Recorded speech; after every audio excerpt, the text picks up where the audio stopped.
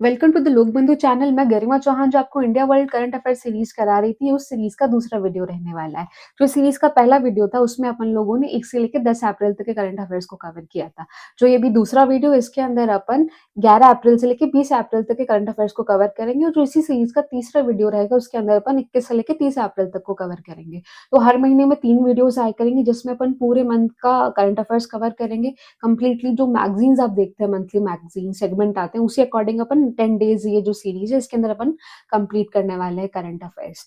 अब बात करते हैं सोर्सेज की। देखिए, जो ये सोर्सेज अपन ने जो मोस्ट ऑथेंटिक सोर्स होते हैं नेशनल करंट अफेयर्स के, वो पिक किया। जैसे फर्स्ट आता है पीआईबी, सेकंड जाते हैं न्यूज़पेपर्स। न्यूज़पेपर में भी कौन कौन से न्यूज़पेपर्स? पहला जो आपका जैसे कि the Hindu, Indian express, Dainik Bhaskar जैसे न्यूज़पेपर्स को पिक किया गया है न्यूज़ पिकिंग के लिए। तीसरा जो मेजर सोर्स अपने पास आता है वो आता है ऑफिशियल साइट्स।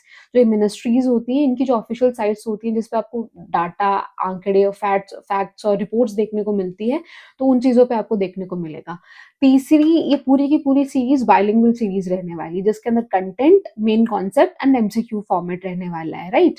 तो एमसीक्यू रखने की वजह मेजर ये है कि जो न्यूज का इंपॉर्टेंस हिस्सा है जिसके अंदर अपन समझ सके कि इस सेगमेंट से, इस न्यूज के पोर्शन से ये क्वेश्चन बनेगा, तो उस समझ को डेवलप करने के लिए अपन ने एमसीक्यू सीरीज भी कंपाइल्ड फॉर्मेट में रखी है इस चीज के अंदर। ऐसे ही अपन पूरे के पूरे मंथली करंट अफेयर्स कवर करेंगे आने वाले टाइम में, right. And please do subscribe the channel, like the video. अगर आपको करंट अफेयर सीरीज राजस्थान और ये नेशनल वाली दोनों अच्छी लगेगी तो do subscribe the channel and like the videos too. तो अपन अभी स्टार्ट करते हैं मेजर। तो फर्स्ट आप देखेंगे कि जैसे सेगमेंट्स डिवाइडेड है, तो जैसे अर्थव्यवस्था हो गया, सम्मेलन महोत्सव हो गया, संस्थाएं एवं रिपोर्ट्स हो गया। तो इसी प्रकार से अपन लोग करंट अफेयर्स ऐसे कवर करने वाले हैं पूरे ही सेगमेंट में, जो मंथली मैगजीन्स में आप देखते हैं। तो जो पहला आप मेजर देखेंगे वो है अर्थव्यवस्था, राइट। अर्थव्यवस्था में भी सब सेक्शन आप देखोगे तो एग्रीकल्चर और मिनरल रिसोर्सेज आता है, जो आपके बेसिकली खनिज से रिलेटेड, कृषि से रिलेटेड जो न्यूज़ है अपन उनको कवर करेंगे। तो आप पहली न्यूज़ देखेंगे तो इसमें क्या चीज़ आपको देखने को मिलती है कि खनिज पे, मिनरल्स के ऊपर गवर्नमेंट ने कुछ नए रूल्स निकाले हैं, नियम निकाले हैं, उन्हें अधिसूचित किया है, राइट। तो अपन इसको देखते हैं कि क्या चीज़ है ये। देखिए, अपनी मिलती है यहाँ पे लोहा लोहा अयस्क जो मिलता है, आयरन ओर्स जो मिलती हैं, उसके अंदर जो क्वालिटी होती है इंडिया के अंदर लोहा अयस्क मिलने की, आयरन ओर्स मिलने की, वो इतनी मेजर अच्छी क्वालिटी नहीं होती है, राइट। तो काफी डिग्रेडिंग क्वालिटीज के अपने यहाँ पे मिलते हैं। अब उसका, उन रिसोर्सेज का, उन ओर्स का वेस्ट रोकने के लिए गवर्नमेंट ने नए रूल्स लेके आए हैं। किसके रूल्स हैं ये? आपके आयरन ओर्स को स्पेसिफाई करने के रूल्स हैं। इसमें क्या माइनस करी गई है कि एटॉमिक मिनरल्स और हाइड्रोकार्बन एनर्जी मिनरल्स है, उनको यहाँ से माइनस किया गया है। मेजर किसको ये चीजें कवर करती हैं? आपके आयरन ओर को कवर करती है। आयरन ओर के अंदर भी कौन सी मेजर चीज है आपकी? हेमिटाइट आयरन ओर, राइट। क्या चीज है? हेमिटाइट आयरन ओर। दूसरी जो मेजर ओर रखी गई है दैट इज दी हेमिटाइट क्वार्टजाइट ओर। फिर है हेमिटाइट जैस्पर ओर। हेमिटाइट का मतलब होता है आयरन ओर, हेम का मतलब ही आयरन होता है, तो हेमिटाइट का मतलब है आयरन ओर्स। उसके अंदर भी 3 मेजर मार्क करी है। जो पहली कौन सी करी है आपको देखने को मिलेगी? हेमिटाइट आयरन ओर। हेमिटाइट आयरन ओर रखी गई है। सेकंड आपके रखी गई है हेमिटाइट क्वार्टजाइट ओर। क्या रखी गई है? क्वार्टजाइट ओर। तीसरी जो आपके रखी गई है मेजर, वो है जैस्पर ओर। ठीक है, ये 3 मेजर ओर है, इनको स्पेसिफिकली फ्लैग किया गवर्नमेंट ने, तो अपने लिए इंपॉर्टेंट हो जाती है। अब इनके अंदर क्या चीज मिलती है देखने के लिए? जो हेमिटाइट आयरन ओर होती है, इसके अंदर 45% से कम आयरन कंटेंट होता है। क्या होता है? 45% से कम आयरन कंटेंट होता है। वैसे ही क्वार्टजाइट और आपकी जैस्पर ओर होती है, इनके अंदर भी कम ही कंटेंट होता है, आयरन का परसेंटेज कम होता है, तो इतना लोहा निकल नहीं पाता इनकी रिफाइनिंग और सफाई करने के बाद में। तो जो आपके बायर्स होते हैं वो खरीदते ही नहीं है इसको, ये वेस्ट ही जाती है। तो ये भी खरीदी जाए, इनका भी यूज और रिसोर्सेज खराब ना जाए अपने इंडिया के, तो गवर्नमेंट ने इसके लिए एएसपी फाइनलाइज करी है। एएसपी है एवरेज सेलिंग प्राइस, कि इनको खरीदने का भी एक एवरेज सेलिंग प्राइस गवर्नमेंट ने फिक्स कर दिया है। तो जिसके अंदर बोला गया है कि जिस ओर के अंदर 35 से 45% तक का आयरन कंटेंट होगा, उसका एएसपी 75% रहने वाला है। और वैसे ही जिन ओर के अंदर 35% से कम होगा, आपका क्या कम होगा? आयरन कंटेंट कम होगा, उनका जो एएसपी है वो 50% तक रखा जाएगा, जो कि एवरेज सेलिंग प्राइस रखा गया है। तो ये रिसोर्स का जो वेस्ट हो रहा है वो, राइट, उसको बचाने के लिए गवर्नमेंट ने किया है। किन के अंदर? स्पेसिफिकली आपके लोहा अयस्क के अंदर, आयरन ओर्स के अंदर किया है, जिसमें 3 माइन मेजर फ्लैग करी है। फर्स्ट इज हेमेटाइट का जो खुद है, फिर क्वार्टजाइट और फिर जैस्पर है, राइट। ठीक है, सेकंड न्यूज आप देखेंगे तो देखने को मिलेगी समुद्र मंथन की न्यूज है। समुद्र मंथन national deep water exploration mission है। क्या चीज है ये?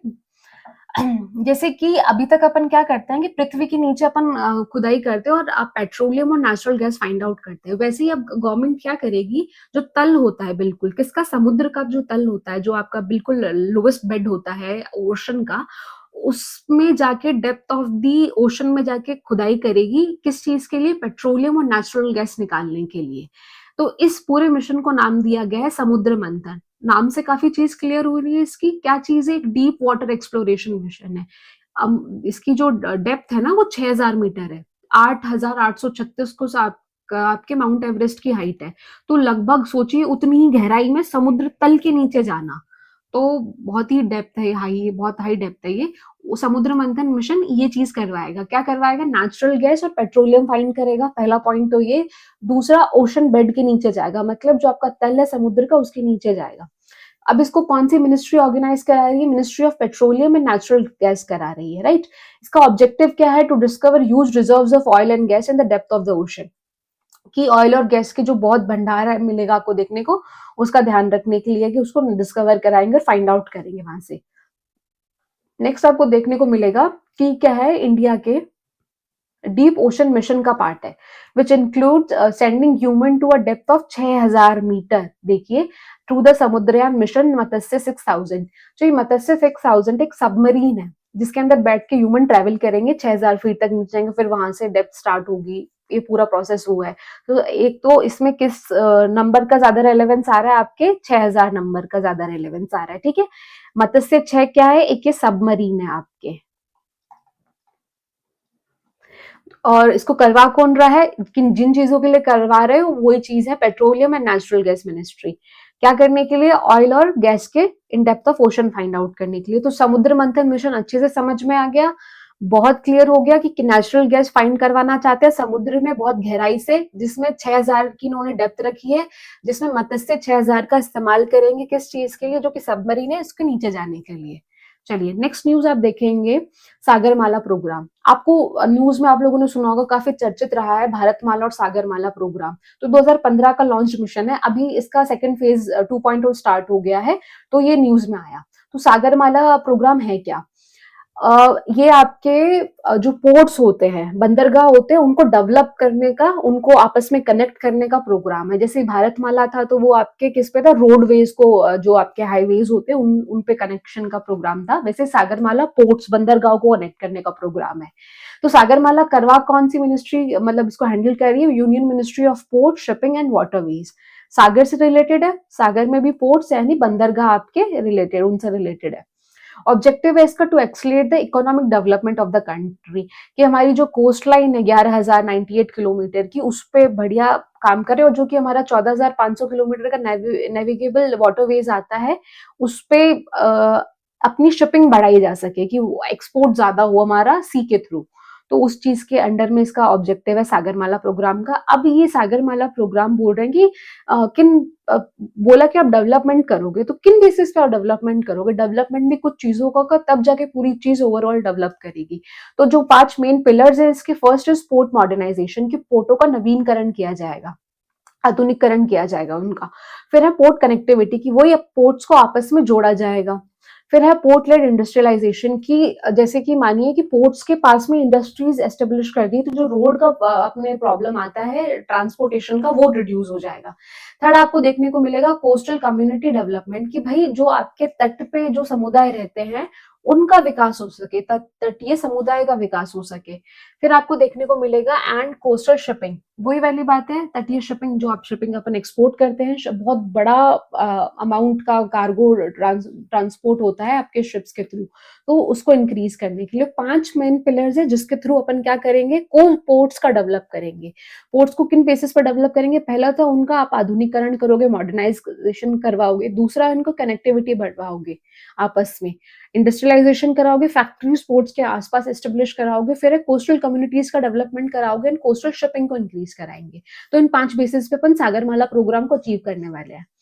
जो कि चल रहा था, अभी 25 में इसका दूसरा सेकंड फेज स्टार्ट हुआ है। अभी इसका इंस्टीट्यूशनल फ्रेमवर्क, अब देखिए इतना बड़ा प्रोग्राम चल रहा है तो उसको उसका ध्यान रखने के लिए गवर्नमेंट ने काफी छोटी छोटी ऑर्गेनाइजेशंस बनाई है, इसके नीचे कमिटीज बनाई है। तो ये उन्हीं कमिटीज का नाम है जो पूरा का पूरा प्रोसेस का ध्यान रखती है। पहला जो आपको देखने को मिलेगा, नेशनल सागरमाला एपिक्स कमेटी। ठीक है, कौन इसको चेयर करते हैं? शिपिंग मिनिस्टर ही इसको चेयर करते हैं। Sagarmala coordination steering committee, which is not that important, ये इतना इंपॉर्टेंट नहीं है क्योंकि आप इतना ज्यादा याद ही नहीं रख पाएंगे, तो प्रैक्टिकल नहीं है अपने लिए सब कुछ याद रखना। फिर भी अपन एक बार इसको अच्छे से देख लेते हैं कि सागरमाला को प्रोग्राम अच्छे से एग्जीक्यूट हो, उसका कंप्लीट काम हो सके, उसके लिए गवर्नमेंट ने अलग अलग कमिटीज बनाई है। तो first is Sagarmala coordination, then the steering committee, third is the state Sagarmala committee आपकी आती है, फिर आती है सागरमाला फाइनेंस कॉर्पोरेशन लिमिटेड आती है, फिर आती है India first non banking financial company जो कि focused on the maritime sector only, कि इस पे ध्यान रखेगी सागरमाला प्रोग्राम के ऊपर ही वो। अब तक की क्या अचीवमेंट्स है इसकी, कि हम लोग already 845 projects, 845 projects already complete कर चुके हैं सागरमाला के अंडर। फिर है which with an estimate cost of 6 lakh crore rupees, इतना ऑलरेडी जा चुका है। 315 projects have been completed at cost of the 1 lakh crore rupees.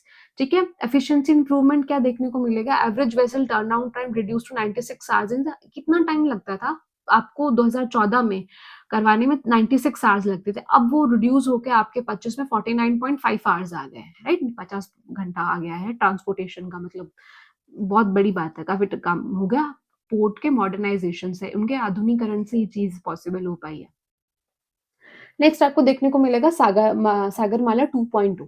इसके अंदर क्या चीज हुई है? 2025 से 35 के बीच में ये 2.2 वाला मिशन कैरी आउट होगा।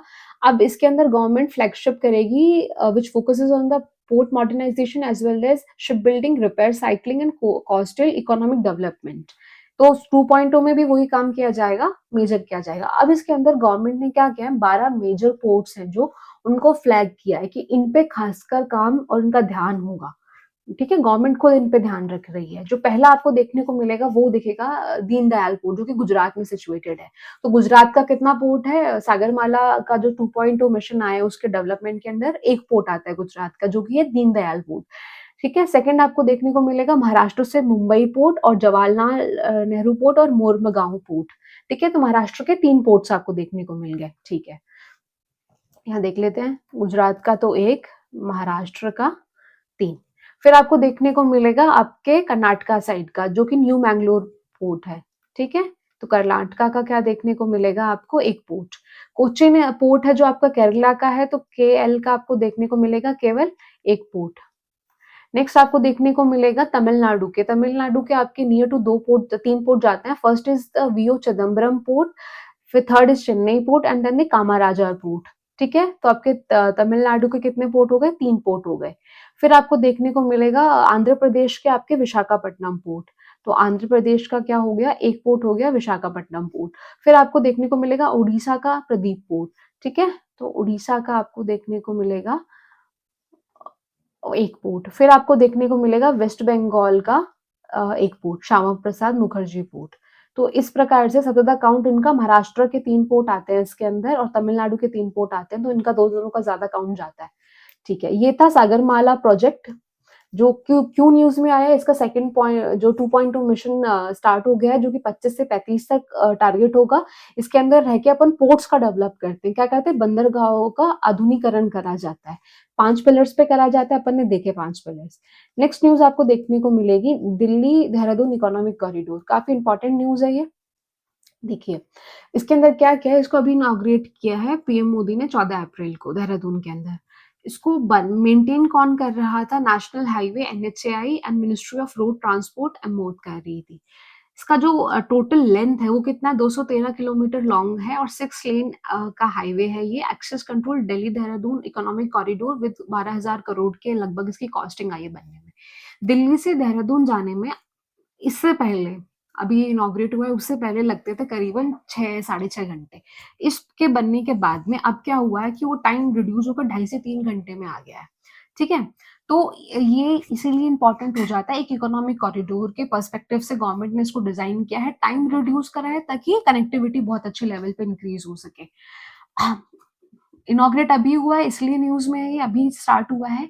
एनएचएआई और मॉट ने इसको डेवलप करा है। इसका जो लेंथ है वो 213 किलोमीटर है, याद रखना इसको, इम्पोर्टेंट पॉइंट है ये। और 6 लेन हाईवे है ये, और इसका जो कॉस्टिंग आया है 12,000 करोड़ रुपए आया है। इसमें जो खासी बात हुई है ना, बहुत की पॉइंट वाली बात हुई है, वो हुई है वाइल्ड लाइफ कॉरिडोर वाली बात। देखिए, ये पहला ऐसा अपना एक होने वाला है इकोनॉमिक कॉरिडोर जिसमें वाइल्ड लाइफ कॉरिडोर बनाया गया है। वाइल्ड लाइफ कॉरिडोर क्या कॉरिडोर है ये, स्पेसिफिकली जब ये क्रॉस होता है ना, उत्तराखंड वाला क्षेत्र है, तो वहां पर क्या होता है, आपके जो ये वाइल्ड लाइफ होती है, इनका बहुत ज्यादा मूवमेंट ट्रेस किया जाता है। तो उन लोगों को किसी प्रकार का एक्सीडेंट या प्रॉब्लम ना हो ह्यूमन इंटरवेंस की वजह से, उसका ध्यान रखने के लिए वाइल्ड लाइफ कॉरिडोर नाम की चीज वो करी गई है, जिसके अंदर एक तो एलिवेटेड कॉरिडोर्स बनाएंगे, जैसे आप देखते हैं ना जेब्रा क्रॉसिंग्स होती है अपने पास में, इंसानों के पास में ब्रिजेस या पुल्स होते हैं, वैसे ही वाइल्ड लाइफ पुल्स बनाए हैं, उनको कॉरिडोर्स बोला जाता है। तो जिसके अंदर एनिमल्स अपना, यहाँ से ह्यूमन वाला पाथवे हो गया, ये ऊपर से हो गया, तो वो अपना क्रॉस कर सकते हैं, उनको कोई इंटरफेरेंस नहीं है, एक्सीडेंट्स नहीं होंगे, उनकी जो रोजमर्रा वाली लाइफ है वहां पर प्रॉब्लम नहीं आएंगी वाइल्ड लाइफ के में। ठीक है। अब इसमें इंपॉर्टेंट है कि 12 किलोमीटर का एक elevated corridor Rajaji national park, बहुत इंपॉर्टेंट है राजाजी नेशनल पार्क, न्यूज में आ गया है, खासकर वो एग्जाम जो 1-2 महीने में भी होने वाले हैं उनके लिए इंपॉर्टेंट हो जाता है बहुत ज्यादा। राजाजी नेशनल पार्क कौन से स्टेट में देखने को मिलेगा आपको, उत्तराखंड में है ये, बहुत इंपॉर्टेंट है। यहाँ पर 12 किलोमीटर एलिवेटेड कॉरिडोर बनाया है, मतलब एक हाइटेड कॉरिडोर है 12 किलोमीटर की लेंथ का, जो कि लॉन्गेस्ट है आपके एशिया के अंदर इस पॉइंट पे। ठीक है, लेंथ याद रखनी है, किस नेशनल पार्क से होकर निकलता है, राजा जी, जो कि उत्तराखंड के अंदर है, इंपॉर्टेंट है, एशिया का सबसे लॉन्गेस्ट है ये। सेफ्टी इसकी रखी गई है जो एडवांस सिस्टम में भी मैनेजमेंट का एटीएमएस, उसके थ्रू रखी गई है, और 370 मीटर लॉन्ग डट काली टनल भी यहाँ से पास करवाई गई है। एनवायरमेंट में यहाँ पर एनिमल्स के लिए 8 एनिमल पासेस, और जो एलिफेंट्स हैं यहाँ पर, एलिफेंट्स बहुत बड़ी मात्रा में आपको देखने को मिलते हैं, तो उनके लिए 2 अंडर पासेस बनाए गए हैं 200 metre each for the safe movement of wildlife के लिए। तो ये आपका जो था वो था आपका दिल्ली देहरादून इकोनॉमिक कॉरिडोर। ठीक है, इसका भी इनॉग्रेशन हुआ, इसलिए ये न्यूज में आया। इंपॉर्टेंट क्यों हो जाता है, इंडिया का first wild life corridor introduce हुआ है इसके थ्रू, जो कि राजाजी नेशनल पार्क में होके गुजरता है, जिसकी जो लेंथ है वो 12 किलोमीटर तक जाती है। अब इसका क्वेश्चंस देखते हैं अपन लोग। देखिए, पहला ही क्वेश्चन आपको देखने को मिलेगा। पहला क्वेश्चन है दिल्ली देहरादून इकोनॉमिक कॉरिडोर के ऊपर, राइट। तो स्टेटमेंट फर्स्ट बोलता है कि अभी इनॉग्रेट हुआ है 14 तारीख को, बिल्कुल सही बात है। सेकंड स्टेटमेंट है द कॉरिडोर स्पैन्स 213 किलोमीटर इन 6 लेन, बिल्कुल 6 लेन हाईवे है, 213 ही है, सेकंड स्टेटमेंट भी करेक्ट है। थर्ड स्टेटमेंट आपको देखने को मिलेगा कि इट फीचर्स एशियाज लॉन्गेस्ट, बिल्कुल ये एशिया का सबसे बड़ा है, measuring 12 kilometre through the Rajaji national park. तो इसके तीनों स्टेटमेंट्स ही सही हैं, तो ऑप्शन डी करेक्ट चला जाएगा इसका। इसी का ही नेक्स्ट आपको क्वेश्चन देखने को मिलता है।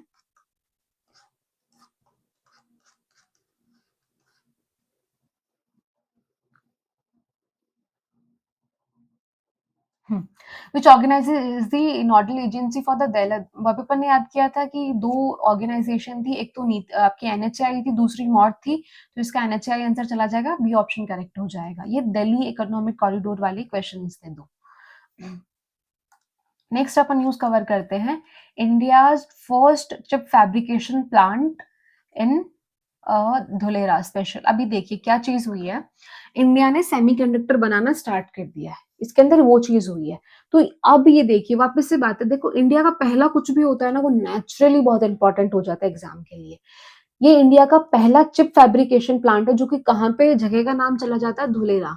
ठीक है, तो नाम बहुत इंपॉर्टेंट हो जाएगा। धुलेरा का आता कहाँ पे है, गुजरात के अंदर। तो स्टेट और लोकेशन दोनों ही इंपॉर्टेंट हो जाती है।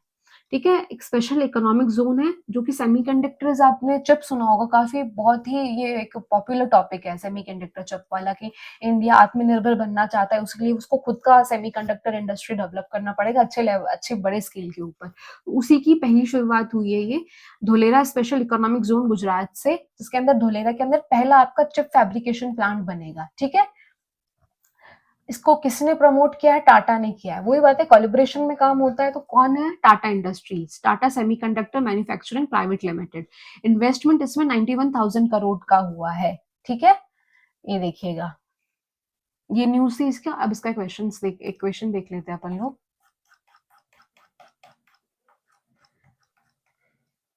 ये देखिए, इसका जो क्वेश्चन है, फर्स्ट स्टेटमेंट क्या कहता है, सेमीकंडक्टर वाला टॉपिक है। फर्स्ट है आपका, India's first chip fabrication plant is being established in Dholera, Gujarat. बिल्कुल सही है फर्स्ट स्टेटमेंट। सेकंड बोला जाता है the Dholera plant is promoted by the Tata semiconductors. बिल्कुल सही बात है, टाटा इसको डेवलप करवा रहा है।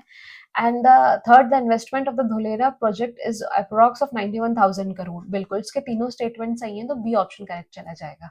ठीक है, ठीक है। फिर अपन ने ये जो समुद्र मंथन मिशन किया था, जो कि किससे रिलेटेड था, आपके ओशन के तट के नीचे, मतलब जो उसका बिल्कुल तल है उसके नीचे भी जाके नेचुरल गैस और पेट्रोलियम फाइंड करना। तो आप इसके ऑप्शन देखिए, it is a national deep water exploration mission under the ministry of petroleum and natural gas. बिल्कुल, कौन सी मिनिस्ट्री के अंडर है, पेट्रोलियम और नेचुरल गैस मिनिस्ट्री के अंडर ही है, वो ये नहीं करा रही है। ठीक है।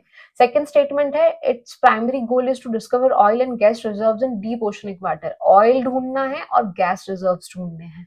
ठीक है, सही बात है। तीसरा स्टेटमेंट है, the mission include the Samudrayaan mission Matsya 6000, जो कि एक सबमरीन है, right, to send humans to the depth of 6000 metre. 6000 relevance है, तो उसके तीनों स्टेटमेंट करेक्ट है, तो ऑप्शन सी करेक्ट चला जाएगा इसका। चलिए नेक्स्ट न्यूज पे चलते हैं। ये देखिए, एक और इंडिया पहला फर्स्ट काम हुआ है, तो ये भी बहुत इंपॉर्टेंट है। क्या चीज हो रही है, India first advance 3D glass semiconductor packaging unit. क्या चीज हुई है, देखिए इसके अंदर। अभी तक आपने सुना होगा, आपने जो साइंस वाले उन्हें तो खासी पता होगी ये बात, जो सेमीकंडक्टर होता है ना, जैसे आपके जो फोन्स में जो चिप्स होती हैं, लैपटॉप्स में होती है, कंप्यूटर्स में होती हैं, टीवीज में होती हैं आपके, उसके अंदर जो चिप होती है ना सेमीकंडक्टर, वो सिलिका की बनी होती है। ठीक है। अब वो फर्स्ट टाइम क्या हो रही है, ग्लास की बनने जा रही है, जो कि स्पेसिफिक 3D ग्लास। तो ये एक बहुत बड़ा एडवांस 3D ग्लास है कि अब सिलिका को रिप्लेस करके ग्लास लाया जा रहा है। सेमीकंडक्टर पैकेजिंग यूनिट, देखिए हो कहाँ पे रहा है, इन्फो वैली भुवनेश्वर उड़ीसा के अंदर ये प्रोग्राम स्टार्ट किया जा रहा है। जैसे धुलेरा वाला बहुत इंपॉर्टेंट था कि वो पहली बार हो रहा था, वैसे ये बहुत इंपॉर्टेंट है क्योंकि ये भी फर्स्ट टाइम हुआ है। और साइंस टेक के मामले में पहली चीज हुई है। आत्मनिर्भर भारत की तर्ज के ऊपर ही सब चीजें होती हैं, जो बड़े बड़े इनॉग्रेशन आपको देखने को मिल रहे हैं आज के पॉइंट पे। लोकेशन इसका है इन्फो वैली भुवनेश्वर। सेकंड आपको देख, टेक्नोलॉजी कौन सी है इसकी, cutting edge 3D glass substrate technology. नाम में ही चीज आ रही है इसकी, 3D ग्लास। देखिए वैसे ही टेक्नोलॉजी कौन सी है, 3D ग्लास। लोकेशन अपन ने याद करी, इन्फो वैली याद करी, भुवनेश्वर के अंदर। ठीक है, 3D ग्लास अपन ने याद किया। प्रोडक्शन कैपेसिटी इसकी कितनी जाती है, 70,000 gas panel substrates and 50 million assembled unit over the 13,000 3 DGI model per year. अभी ये मतलब इनॉग्रेट हुआ है, धीरे धीरे इस चीज को अचीव करेगा। जो फर्स्ट फिगर आपको देखने को मिलेगा इस साल के एंड में आपको देखने को मिलेगा। नेक्स्ट है, इम्प्लीमेंट इसको किसने किया है, 3D ग्लास सॉल्यूशन ने ही किया है, जो कि यूएसए बेस्ड है। याद रखना है, यूएसए बेस्ड है। जिस कंपनी का नाम है आपके 3D glass solutions, through its wholly owned and Indian subsidiary Heterogeneous Integration Packaging Solution Private Limited। उतना बड़ा नाम नहीं है, HIPSL अपन रखेंगे। तो दो कंपनीज हो गई, फर्स्ट 3D ग्लास हो गई जो कि कहाँ की बेस्ड है, यूएसए है। सेकंड दूसरी हो गई HIPSL। ठीक है, अपन ने अभी क्या न्यूज कवर करी, पहला की पॉइंट देखिए, स्पेस नहीं है यहाँ पे लिख देते हैं। पहला पॉइंट क्या है, 3D ग्लास के बारे में आपने पढ़ा। ठीक है, क्या है, सेमीकंडक्टर है, ग्लास की चिप बनेगी। लोकेशन इंपॉर्टेंट हो जाती है, भुवनेश्वर है आपके। ठीक है, उड़ीसा। ठीक है। थर्ड आपने क्या पॉइंट इसमें देखा कि इसमें दो बड़े आपके जो कंपनीज है वो कौन से इन्वॉल्व है। एक तो इसके नाम में ही आ रही है 3D ग्लास, जो कि आपकी कहाँ है, यूएसए बेस्ड है। प्लस में आपके HIPSL है, HIPSPL। ठीक है, ये है, ये कि इंडियन इसका सब्सिडरी पार्ट है। तीन कीवर्ड्स हैं इस न्यूज में। अगर आप देखिए क्या होता है कि अपन को रिवाइज करना होता है ना कोई न्यूज, तो आप क्या कर सकते हैं, किसी न्यूज का मेजर हिस्सा की पूरी न्यूज लिखने की जरूरत नहीं, आपने सिर्फ ये चीज लिख दी 3D ग्लास। अब इसके इर्द गिर्द जो भी कहानी आपको याद आती है ना, आप दिमाग पे जोर डालिए उसको रिवाइज करने का। तो first is 3D glass, second इसका लोकेशन आपको याद आता है, भुवनेश्वर। ठीक है, भुवनेश्वर। फिर कंपनीज याद आएंगी, एक तो इसके नाम में ही है 3D ग्लास कंपनी, और फिर आती है आपके HIPSPL। ठीक है, 3 पॉइंट्स निकलते हैं इस न्यूज़ से जो कि इम्पोर्टेंट पॉइंट होते हैं। इसके इर्द-गिर्द की सारी कहानी, अगर इन 3 पॉइंट्स को आप देखेंगे, 3D ग्लास बोलेंगे कभी तो आपके दिमाग में क्लिक करना चाहिए। भुवनेश्वर में पहला प्लांट लगा है, किसकी हेल्प से लगा है? आपकी 3D glass USA plus HIPSPL की हेल्प से लगा है। चलिए, नेक्स्ट आप देखने को मिलेगा आपको प्रधानमंत्री ग्राम सड़क योजना। इसने अचीवमेंट से करी है अभी कुछ, तो क्या हुआ है, इसका एक्सटेंड हुआ है। मार्च अभी तक था कि 2025 मार्च तक इसका था, इतना ही था और काम कंप्लीट हो जाना चाहिए था। अब इसको वापस से एक्सटेंड कर दिया गया है मार्च 25 से मार्च 28 तक को। बहुत पुरानी योजना है, वो चली आ रही है। रोड ब्रिजेस इन प्लेन एरिया की, जो अपने प्लेन एरिया से उसके अंदर तो इनको रोड ब्रिजेस बनाने थे, और हिली एरियाज के अंदर ब्रिजेस स्पेसिफिकली इनको निर्माण करना था। अब इसकी जो डेडलाइन है वो मार्च 29 तक इंक्रीज करी जा सकती है, अभी तक मार्च 28 का रखा गया है। नेक्स्ट है इसका जो वापस से इसमें पैसा डाल दिया गया है, इसका डिवाइस आउटले है 83,977 करोड़ इसमें रुपए और दे दिए गए हैं काम पूरा करने के लिए। इसका ऑब्जेक्टिव क्या है? प्रधानमंत्री ग्राम सड़क योजना, जो कि नाम से काफी चीज क्लियर होती है, रूरल रोड नेटवर्क को एनहेंस करना, और जो अपना विकसित भारत 2047 का जो मिशन है उसको अचीव करना, डेवलप्ड इंडिया 2047। ठीक है, तो ये न्यूज़ थी, कुछ स्पेसिफिक नहीं है, उसको ही पैसा और डाल दिया उसमें, तो ये न्यूज़ ये टॉपिक हाइलाइट हो गया, ऐसी चीज़ हुई है। ठीक है, नेक्स्ट आपको देखने को मिलेंगे कुछ सम्मेलन, महोत्सव वगैरह, कॉन्फ्रेंसेस कुछ हुई हैं। तो फर्स्ट आपको देखने को मिलेगा two day official language seminar on the topic of contribution of Indian languages in the development of the country. देखिए, भारत बहुत बड़ा देश है, उसके अंदर रीजन्स हैं छोटे-छोटे, उसके अंदर उनकी अपनी भाषाएं हैं। तो वो भाषाओं का क्या योगदान रहा है भारत को डेवलप करने में, उस बेसिस पे ये मीटिंग हुई है। तो आपको देखने को मिलेगा जो इसकी लोकेशन रखी गई है वो उदयपुर राजस्थान में रखी गई है, राइट? अपने राजस्थान इंडिया के अंदर ही राजस्थान के अंदर ही हुई है ये, तो इम्पोर्टेंट हो जाती है अपने लिए। ड्यूरेशन इसकी थी 9 से 10 अप्रैल की। ऑर्गेनाइज इसको कराया है डिपार्टमेंट ऑफ फाइनेंशियल सर्विसेज ने। डिपार्टमेंट थोड़ा सा इसका अलग है, याद रखिएगा, फाइनेंशियल सर्विसेज ने इसको ऑर्गेनाइज करवाया है। अपन सोचें कल्चरल मिनिस्ट्री ने कराया, नहीं, फाइनेंशियल सर्विसेज ने कराया है। इसके जो चेयरपर्सन रहे हैं वो श्री चंद्रदीप कुमार झा रहे हैं, जो स्टैटिस्टिकल एडवाइजर हैं इसी के। ऑब्जेक्टिव इसका देखिए क्या है कि इम्प्लीमेंट करना है ऑफिशियल लैंग्वेज पॉलिसी में फाइनेंशियल इंस्टीट्यूशन में, जो कि आपके वित्तीय जितने भी इंस्टीट्यूशन हैं, वित्तीय संस्थानों में compliance with the direction of the parliamentary official language committee and promotion of the use of Hindi in language in offices. ठीक है, उस बेसिस पे ये चीज हुई है कि हिंदी का यूज आप इंक्रीज करें, थोड़ा सा रीजनल लैंग्वेज को आप पुट फॉरवर्ड करें। तो इसका जो ग्लोबल मतलब था, मतलब जो मेन आंसर था इसका, जो की था, वो ये था कि ये चाहती है कि इंडिया में भी जो रीजनल लैंग्वेजेस और हिंदी है उसका यूज बढ़ाया जा सके ऑफिशियल लेवल पे। ठीक है, जो थोड़ा-सा अलग फैक्टर आता है वो है कि इसको ऑर्गेनाइज़ किसने कराया? Department of financial services. Udaipur में ही हुई है तो बहुत इम्पोर्टेंट हो जाती है। चलिए, नेक्स्ट कवर करते हैं हम। नेक्स्ट है आपके 7th नेशनल रिव्यू कॉन्फ्रेंस। ये रिव्यू कॉन्फ्रेंस हुई है आपके कोऑपरेटिव सोसाइटीज़ की, राइट? अब क्या है, ऑर्गेनाइज़ करी थी ministry of cooperation under the theme from cooperation to prosperity, approach है परफॉर्म एंड इन्फॉर्म। ऑब्जेक्टिव था इसका to accelerate structural reforms and timely implementation in the cooperative sectors with focus of strengthening of primary agriculture credit score PACS and dairy and fisheries. तो ये आप जो cooperative societies होती है ना, dairy वाली कॉपरेटिव हो गई, एग्रीकल्चर बेसिस हो गई आपके, अब इन्होंने क्या करना है कि जितना ये काम करेंगे ना उनको इन्फॉर्म करना है हैंड टू हैंड। तो 7th नेशनल रिव्यू कॉन्फ्रेंस थी कॉपरेटिव सोसाइटीज की। कॉपरेटिव में डेयरी, मिश्र, फिशरीज, एग्रीकल्चर, पैक्स सब काउंट हुई है इसके अंदर। तो अब इनका जो अप्रोच था वो था परफॉर्म एंड इन्फॉर्म, कि जितना काम करोगे आप आके बताओ कि हमने इतना काम किया है, जो भी इनका मंथली बेसिस वगैरह है उस अकॉर्डिंगली। तो 7th रिव्यू कॉन्फ्रेंस थी, ठीक है। नेक्स्ट आपको देखने को मिलेगा सी फूड एक्सपोर्ट्स मीट हुई है 2026 की। हुई कहाँ पे? न्यू दिल्ली में 10 से 11 को हुई है ये। किसने चेयर किया? श्री रंजन सिंह ने किया, जो मिनिस्टर हैं, फिशरीज मिनिस्टर हैं आपके। Seafood export to reach around 68,000 crore in financial year 25-26 के अंदर। इतना बड़ा ऑलरेडी अचीवमेंट माना गया है। 5 साल में इसको 1 लाख करोड़ तक अपन को लेके जाना है, ठीक है। ये इसका था, कंक्लूजन था सी फूड एक्सपोर्टर्स मीट का। नेक्स्ट आपको देखने को मिलेगा मेंटेनेंस कमांड कमांडर्स कॉन्क्लेव के अंदर हुई है। ये कॉन्क्लेव हुई है कहाँ पे हुई है? आपके नागपुर के एयरफोर्स स्टेशन के अंदर हुई है। एयरफोर्स की है ये, मतलब आपके जो, जैसे कि कोई भी अगर ये कैसी स्थिति आती है, जैसे कि अभी वॉर की स्थिति चल रही है, तो आप होता नहीं कि स्टैंड बाय पे रहना पड़ता है, एसओएस कॉल कभी भी आ सकती है, तो आप रहो उस बेसिस के ऊपर। तो ये उस बेसिस के ऊपर है। इसको प्रिसाइड किसने किया? Air officer commanding in chief maintenance command air marshal Yalla Umesh ने इसको चेयर किया। जो टॉपिक था maintenance command and mission mode to support operations. Exactly कि आप ऑलरेडी इतने प्रिपेयर रहो कि कुछ इमरजेंसी कॉल आपके पास में आती है तो एयरफोर्स है वो अपना पूरा योगदान दे सके। ऑब्जेक्टिव इसका था to increase operational efficiency, better utilisation of resources and strengthening maintenance system. ठीक है कि मेंटेनेंस इतना अच्छा अपन को रखना है कि ऐसी कोई इमरजेंसी सिचुएशन आती है तो we are able to serve air force specifically. तो क्या हुई है, मेंटेनेंस कमांडर्स कॉन्क्लेव हुई है, नागपुर में हुई है एयरफोर्स स्टेशन के अंदर। चलिए नेक्स्ट यूज देखने को मिलेगी आपको चकमा युद्ध डायलॉग की। चकमा युद्ध डायलॉग क्या है देखिए, चकमा होती है कम्युनिटी होती है, बुद्धिस्ट कम्युनिटी है, बुद्धिस्ट के अंदर भी ट्राइबल एसटी कम्युनिटी के अंदर आती है चकमा।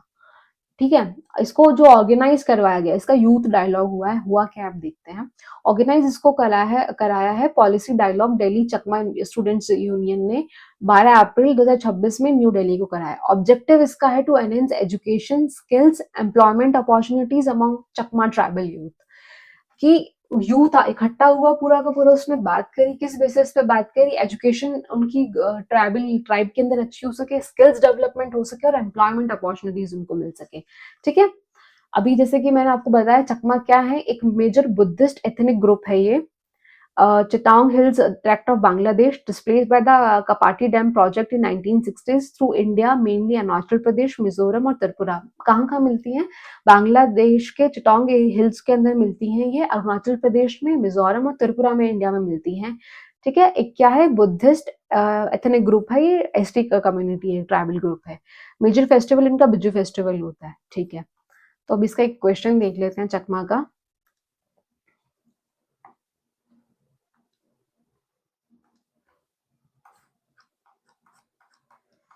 देखिए question, it was organised in, Chakma youth पे बात है, it was organised in new Delhi on 12 April. सही बात है, 26/12 को हुई थी, 12/26। The objective is to enhance education and employment of Chakma tribal youth. सही बात है, किस बेसिस पे हुई थी ये? एजुकेशन और स्किल और एम्प्लॉयमेंट बढ़ाने के लिए बात हुई थी। Chakma communities primarily Hindu ethnic group, नहीं बुद्धिस्ट है ये। क्या है? बुद्धिस्ट है। तो यहाँ पे ये गलत दे दिया। फ्रॉम बांग्लादेश, बांग्लादेश का भी चिटांग हिल्स एरिया है जो, तो ऑप्शन ए चला जाएगा, स्टेटमेंट 1 एंड 2 करेक्ट है। चलिए नेक्स्ट, नेक्स्ट आपको देखने को मिलेगा 19th Mumbai international film festival हुआ है। ये हुआ नहीं है, इसका आयोजन होगा, इस बात की अभी सूचना जारी करी गई है। होगा कब? ये 15 से 21 जून को होगा। क्या चीज है ये इंटरनेशनल फिल्म फेस्टिवल? क्या है? साउथ एशिया सबसे पुराना और लार्जेस्ट नॉन फीचर फिल्म है। देखिए नॉन फीचर फिल्म पता है क्या होती है? वो मूवीज होती हैं जो कि फिक्शन पर डिपेंड नहीं है, साहित्य की, जैसे होता है ना कि रूपांतरण होता है कि आप विचार करके झूठी कहानी वगैरह बनाते हैं। नॉन फीचर फिल्म ऐसी फिल्म होती है जो कि इंस्पायर करी जाती है कम्प्लीटली, जो आपके सोसाइटी में रियल घटनाएं हो रही है उन पे बेसिस। तो ये नॉन फीचर फिल्म उस कैटेगरी में आती हैं। 40 से 90 मिनट तक की ड्यूरेशन रहती है, ज्यादा लंबी पिक्चर्स नहीं होती है ये। तो उसका एक 19th Mumbai international film festival होने जा रहा है। इसमें अवार्ड्स वगैरह मिलेंगे, जब ये जून में होगा तो अपन उसको बहुत अच्छे से कवर करेंगे। ठीक है, होगा कहाँ पे? 15-21 को। बाइनियल इवेंट है, वर्ष में 2 बार ये चीज होती है। ऑर्गेनाइज इसको, लोकेशन इसकी वही मुंबई रहने वाली है। ऑर्गेनाइज इसको कराया जाएगा national film development corporation NFDC के से और मिनिस्ट्री ऑफ इंफॉर्मेशन ब्रॉडकास्टिंग से। Second edition of wave dog बाजार फ्रॉम 16 to 18 to, सेम ही बात है इसकी। उस टाइम पे दोनों इवेंट होंगे तो अपन इसको बहुत अच्छे से कवर करेंगे। नेक्स्ट है वुमेन्स पावर वर्शिप कॉन्फ्रेंस। देखिए अभी जो ये डिलिमिटेशन बिल लाने वाली थी ना एनडीए गवर्नमेंट, बीजेपी गवर्नमेंट, तो इसके अंदर जो ये 33% का आरक्षण दिया जा रहा था महिलाओं को, ये उसी के बेसिस पे नारी शक्ति वंदन सम्मेलन बहुत ज्यादा इन लोगों ने करा है। कहीं पे रन करवाई है, इनकी मैराथन्स कराई है, कहीं पे इनको जस्ट कॉन्फ्रेंसेस कराई है। तो उसी के अंडर ये चीज है कि लोगों को बताया जा सके कि हम इतना बड़ा कुछ लेके आ रहे हैं। हालांकि वो बिल पास नहीं हो सका, तो ठीक है। ऑन 13 अप्रैल 26 एट विज्ञान भवन न्यू दिल्ली में ये हुई, to strengthen the commitment to implement women reservation Nari Shakti Vandan act 23 in parliament legislative 2029। Bill तो बहुत सोच समझ के सारे ऑपरेशन, सारे इवेंट्स इन लोगों ने ऑर्गेनाइज करे एनडीए गवर्नमेंट ने। नेक्स्ट आपको देखने को मिलेगा सोशल हार्मनी फेस्टिवल। देखिए क्या चीज है सोशल हार्मनी फेस्टिवल। अभी जो बी आर अम्बेडकर की जयंती आई थी उस पे गांधीनगर गुजरात के अंदर जो आपका सामाजिक सामरस्यता है उसको इंक्रीज करने के लिए, हार्मनी बढ़ाने के लिए, आपस में सामाजिक मतभेद है उनको हटाने के लिए एक इवेंट ऑर्गेनाइज हुआ जिसका फेस्टिवल का नाम है सोशल हार्मनी फेस्टिवल। ऑब्जेक्टिव था कि strengthen social harmony unit by eliminating caste discrimination of birth anniversary of B R Ambedkar. Simple. ठीक है। नेक्स्ट आपको देखने को मिलेगा फर्स्ट नेवल कमांडर्स कॉन्फ्रेंस। पहली नेवल कमांडर्स कॉन्फ्रेंस हुई है। हुई कहाँ पे है? न्यू दिल्ली के अंदर ही हुई है। 14 से 16 अप्रैल को हुई है। ये बाइनियल है, 2 बार होती है, हाई लेवल मीटिंग है। चेयर इसको किसने किया? एडमिरल दिनेश कुमार त्रिपाठी ने किया। ऑब्जेक्टिव इसका था to assess the preparedness of the navy to produce India's maritime interest. Exactly same चीज जो एयरफोर्स वाली मीटिंग हुई थी वैसी ही चीज है। ये क्या चीज है कि नेवी इतनी रेडी रह पाए, कोई इमरजेंसी सिचुएशन आए, कोई एसओएस कॉल आए तो उतनी प्रिपेयर रह पाए कि इंडिया अच्छा परफॉर्म कर पाए, अच्छा सर्व कर पाए इंडिया को। कौन? Navy, Indian navy. तो उसी की कॉन्फ्रेंस हुई थी ये दिल्ली के अंदर हुई, 14 से 16 तारीख के बीच में हुई थी। ठीक है। नेक्स्ट आप देखेंगे leave from demonstrator for society innovation programme. देखिए क्या चीज है ये। अभी तक ये इस बार है ना रिसर्च को लेके बहुत सारी चीजें हुई हैं कि मतलब जो ये दिखता है ना कि इंडिया में रिसर्च कम होती है, और होती भी है तो फुलफिल नहीं हो पाती, उनका जो रियल प्रोडक्ट है, रियल फ्रूट है वो मिल नहीं पाता है ना। कि बात तो हो गई पर धरातल पे कुछ नहीं हो पाया, वैसी वाली चीज है ये। तो leave from demonstrator societal innovation programme क्या चीज है? लीव फ्रॉग का मतलब होता है कि ऊंची छलांग लगा देना। ये गेम होता है, इसे खेलते हैं तो ये ऐसा गेम है कि एक जंप एक्स्ट्रा मार के डायरेक्टली अचीव करना। तो अभी क्या सीन है ना, ये गवर्नमेंट चाहती है, गवर्नमेंट स्पेसिफिकली चाहती है रिसर्च वाली फील्ड के अंदर कि ये जो रिसर्चेज होती है ना इनका रियल फ्रूट मिल सके। ये जैसे कि सॉल्यूशंस आप ढूंढ लेते हो प्रॉब्लम के, बट इम्प्लीमेंटेशन नहीं हो पाता है। तो गवर्नमेंट चाहती है कि रिसर्च अब इस प्रकार से कंप्लीट ही कंसिडर तब करी जाए तब उनका इम्प्लीमेंटेशन हो जाए आपके सोशल लेवल पे, धरातल पे वो चीज दिखने लग जाए। इसको ऑर्गेनाइज किसने कराया है? आपके रिसर्च नेशनल रिसर्च फाउंडेशन, जो कि अनुसंधान नेशनल रिसर्च फाउंडेशन एएनआरएफ ने कराया है। एएनआरएफ के भी महा मिशन प्रोग्राम के under, mission for advancement in high impact area scheme के अंडर ये चीज हुई है। इसका गोल क्या है, इसका लक्ष्य क्या है? To address critical societal issues को एड्रेस करना, such as pollution, climate resilience, disaster management करवाना, कम्युनिटी हेल्थ को इंक्रीज करवाना, सस्टेनेबल एग्रीकल्चर करवाना, transportation safety, smart infrastructure, economic inclusion करवाना। पार्टनरशिप किसकी हुई है? एएनआरएफ की हुई है, जिसने इसको ऑर्गेनाइज कराया गेट्स फाउंडेशन, जो कि आपकी बिल गेट्स वाली फाउंडेशन है ना, ये वही गेट्स फाउंडेशन है। वो इंटरनेशनल भी लोगों का इसमें रोल मिला। Ministry of youth affairs and sports, national disaster management authority. ठीक है। तो ये है क्या चीज कि इन सेगमेंट में रिसर्च करवाए गवर्नमेंट। ज्यादातर आपको एनवायरमेंट, पर्यावरण से रिलेटेड ही मुद्दे दिख रहे होंगे इसके अंदर। उनकी रिसर्च और सॉल्यूशन करवा के उनको इम्प्लीमेंट करें। ठीक है। तो ये leave from demonstrator for societal innovation programme हुआ था। हुआ कैसे था? एएनआरएफ ने करवाया था अपने महा मिशन के अंडर। चलिए नेक्स्ट आपको देखने को मिलेगा India AI startup global acceleration programme. अब देखिए क्या हो रहा है ना कि जैसे आपको एआई तो आजकल अपन लोग सब जगह सुनते ही रहते हैं कि एआई ये एआई वो, उसका इंक्लूजन हो रहा है, गवर्नमेंट यूज कर रही है इसको, प्राइवेट कंपनीज बहुत ज्यादा यूज कर रही हैं। ऐसे ही India AI startup global acceleration programme क्या है? गवर्नमेंट ऑफ इंडिया का प्रोग्राम है ये। इसके अंदर वो क्या करना चाहती है गवर्नमेंट, इंडिया की जो एआई स्टार्टअप्स है ना, जिन्होंने एआई डेवलप करना है, कर रहे हैं, उनको ग्लोबल लेवल की ट्रेनिंग देना, ताकि वो ग्लोबल लेवल पे, ग्लोबल पैरामीटर्स पे खड़े उतर सके, ग्लोबल लेवल पे इंडिया को रिप्रेजेंट कर सके एआई में। तो ये वैसा एक प्रोग्राम है जिसका नाम से आपको पता लगता है, India startups global acceleration programme. Startups हैं, जो नए स्टार्टअप्स हैं, देखिए स्टार्टअप मेंशन भी है यहाँ पे। जैसे आप देखेंगे AI health highway India private limited company है, ये एक एआई स्टार्टअप है। एविरोज है, कॉग्नेटो है, फ्लॉन्ट है, ग्रीन एफआई है। ऐसे ही आपको देखने को मिलेगा इनफील हेल्थ टेक प्राइवेट लिमिटेड है, इनलिस्ट्रो लर्निंग प्राइवेट लिमिटेड है, प्रेडिको, स्काई सर्व। तो ये सारे एआई प्लेटफॉर्म्स हैं। अब क्या किया है गवर्नमेंट ने, इसकी फ्लैगशिप मिशन है, मिशन किस मिनिस्ट्री की है? Ministry of electronics and information technology. AI है, देखना साइंस एंड टेक नहीं आएगा, इलेक्ट्रॉनिक्स वाला आएगा, ये चीज याद रखिएगा। ऑब्जेक्टिव है to provide global recognition to Indian AI startup and support their growth.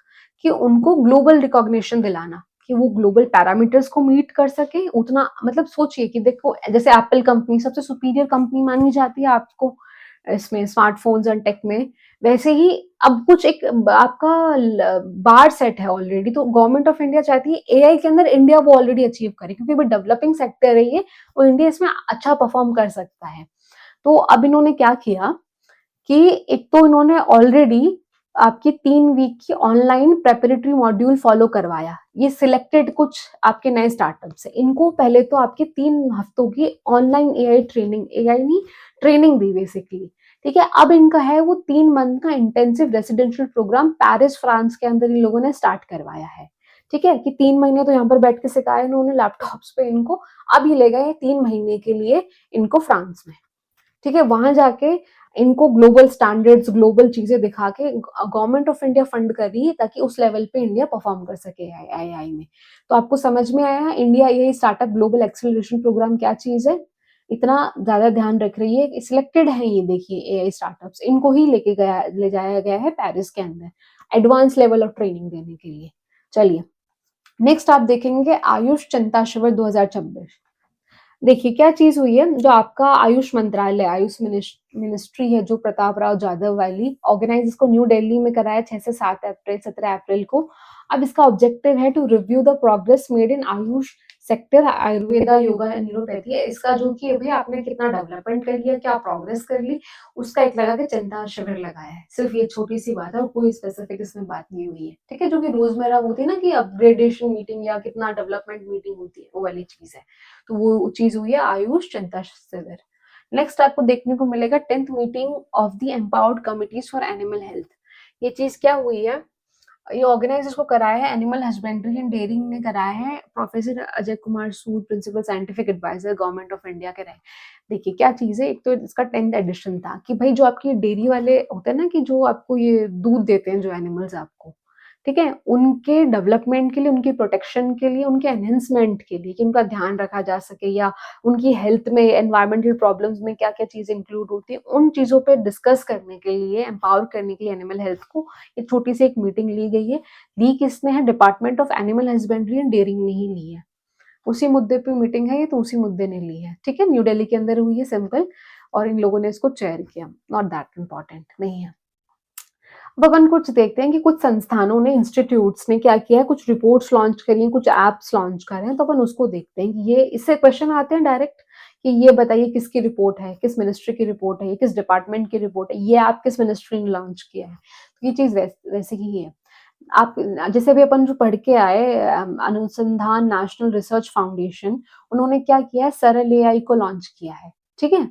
सरल एआई को लॉन्च किया है, जिसका फुल फॉर्म जाता है simplified and automated research amplification and learning AI platform. Platform objective है to convert complex scientific research papers and technology patents into simple understandable attractive content. आपने जैसे जो ये स्पेसिफिकली जो सिविल सर्विसेज वाले होते हैं ना, तैयारी करते रहते हैं, ये जो प्रोफेसर्स होते हैं, सिविल भी वाले भी इतने ज्यादा नहीं, जो कि प्रोफेसर्स होते हैं, अपनी जो पर्टिकुलर सब्जेक्ट होता है उसके अंदर उनकी पीएचडी होती है, मास्टर्स होल्ड होती है, master in terms of skill, not in terms of degree. तो उसमें क्या होता है कि इनके आते हैं रिसर्च पेपर्स, काफ़ी कॉस्टली आते हैं, इंटरनेशनल और नेशनल लेवल पे आते हैं, दोनों लेवल्स पे आते हैं। इंटरनेशनल वाले अच्छे होते हैं, वो उनके स्टैंडर्ड और बाहर होता है, काफ़ी ऊँचा माना जाता है। तो उसमें नई डेवलपमेंट आपकी शो होती रहती है कि यार देखो ये चीज़ पहले ऐसे मानी जाती थी, अब ये चीज़ को अपन लोग ऐसा एक्सेप्ट करते हैं कि अब ये चीज़ टाइम के अकॉर्डिंग चेंज हो गई है। तो ये रिसर्च आती है। अब है ना, ये एएनआरएफ ने क्या किया है, सरल एआई से एक ऐप लॉन्च किया है आपके प्लेटफॉर्म। उसमें जो ये कॉम्प्लेक्स पूरा का पूरा रिसर्च होता है ना, जैसे कि 200 150 इतने बड़े बड़े पेजेस का आता है, उसके अंदर क्या सीन है कि कॉम्प्लेक्स लैंग्वेज होती है, सब्जेक्ट स्पेसिफिक लैंग्वेज होती है, तो आप और मेरे जैसे लोग इसको इजीली समझ पाए, उसके लिए सरल एआई लॉन्च किया है। तो देखिए सरल से अपन याद रख सकते हैं, इजी बनाने के लिए हुआ है रिसर्च, तो सरल को अपन को याद करवाना है रिसर्च से इंटीग्रेट करके, क्योंकि सरल एआई किसने लॉन्च किया है, एएनआरएफ ने किया है, ठीक है। तो जो सरल का जो आर है ना, इसको अपन मान लेते हैं यहाँ पे ये रिसर्च की बात करता है, ठीक है। एआई के बेसिस पे है, मतलब एक प्लेटफॉर्म है। ऑब्जेक्टिव है लैंग्वेज को इजी बना के अपन को समझाने लायक स्थिति में लेके आना उस भाषा के लिखे हुए डॉक्यूमेंट को, रिसर्च पेपर को। नेक्स्ट है नीति आयोग। नीति आयोग ने भी सेम चीज क्या करी, नॉट सेम चीज बट रिसर्च के फील्ड में ही करी है। क्या चीज करी है, ease of doing research development in India report. NITI Aayog ने निकाली एक रिपोर्ट। रिपोर्ट क्या कहती है, रिसर्च के बारे में कहती है कि बोले इंडिया में रिसर्च करना बहुत मुश्किल है, जो कि बहुत सत्य बात भी है। इंडिया में आप पीएचडी आपको करने वाले यूं ही मिल जाएंगे घूमते घूमते। पीएचडी आपने अगर कर ली ना, तो ये मतलब होता है उस पर्टिकुलर सब्जेक्ट में भी उसके आप बहुत बड़े ज्ञाता हैं और मास्टर पर्सनालिटी हैं आप उसमें। उसके अंदर आप आगे करते हैं रिसर्च। ठीक है, जो साइंटिस्ट वाला बनना वाली चीज होती है वो इसी फील्ड के थ्रू होती है।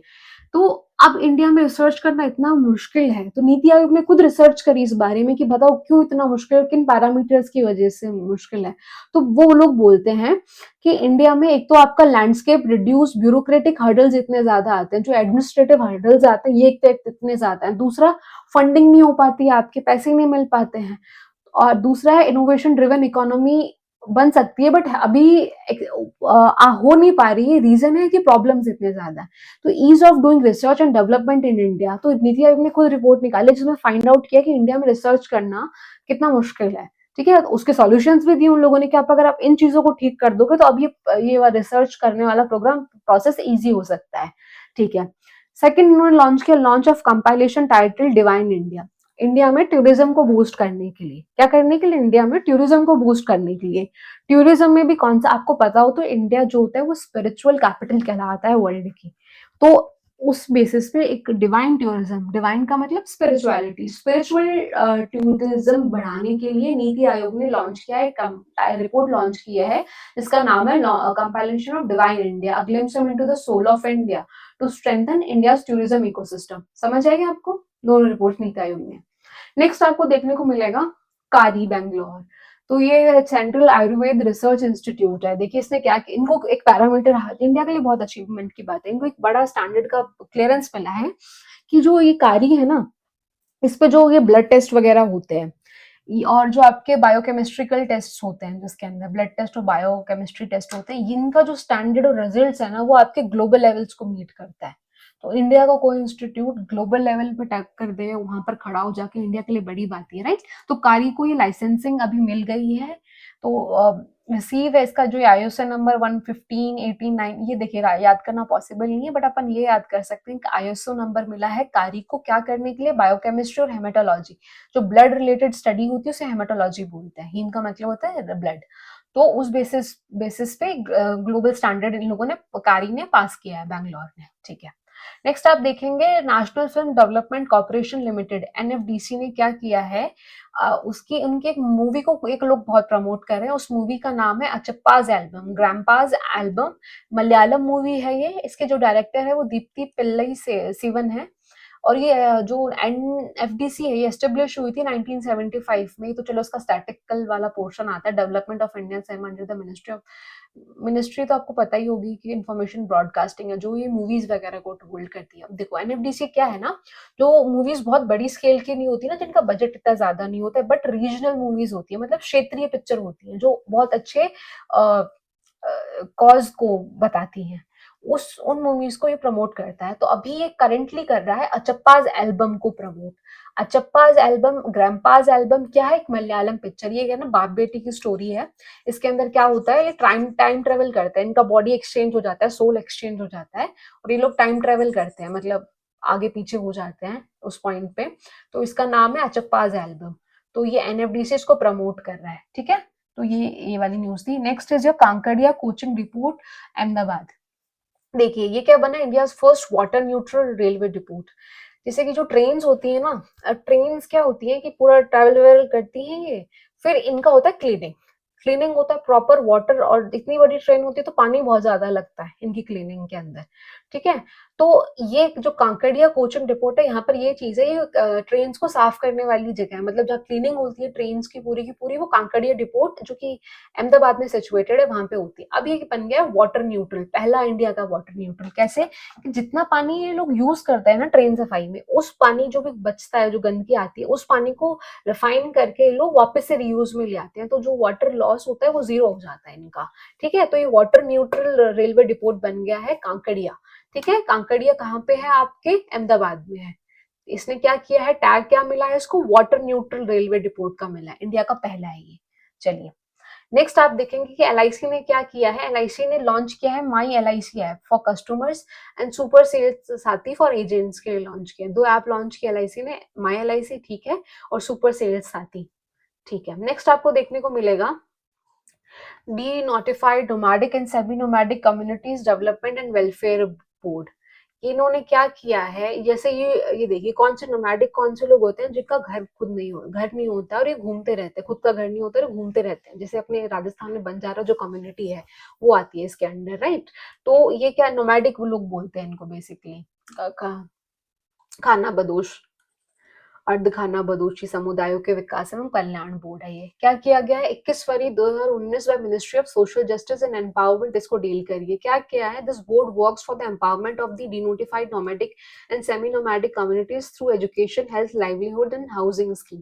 कि गवर्नमेंट चाहती है एक स्थायी जगह पे रहें ये लोग, घर इनका एक हो, तो सीड स्कीम के तहत इनको घर देना चाहती है गवर्नमेंट। एजुकेशन, इनका लाइवलीहुड है जो उनका, उनको मेंटेन करना चाहती है। तो स्पेसिफिक एक बोर्ड आता है आपका जो कि जाना जाता है आपका किस नाम से, आपके WBND पूरा का पूरा नाम है। ये आता किसके अंदर है? सोशल जस्टिस एम्पावरमेंट के अंदर आता है।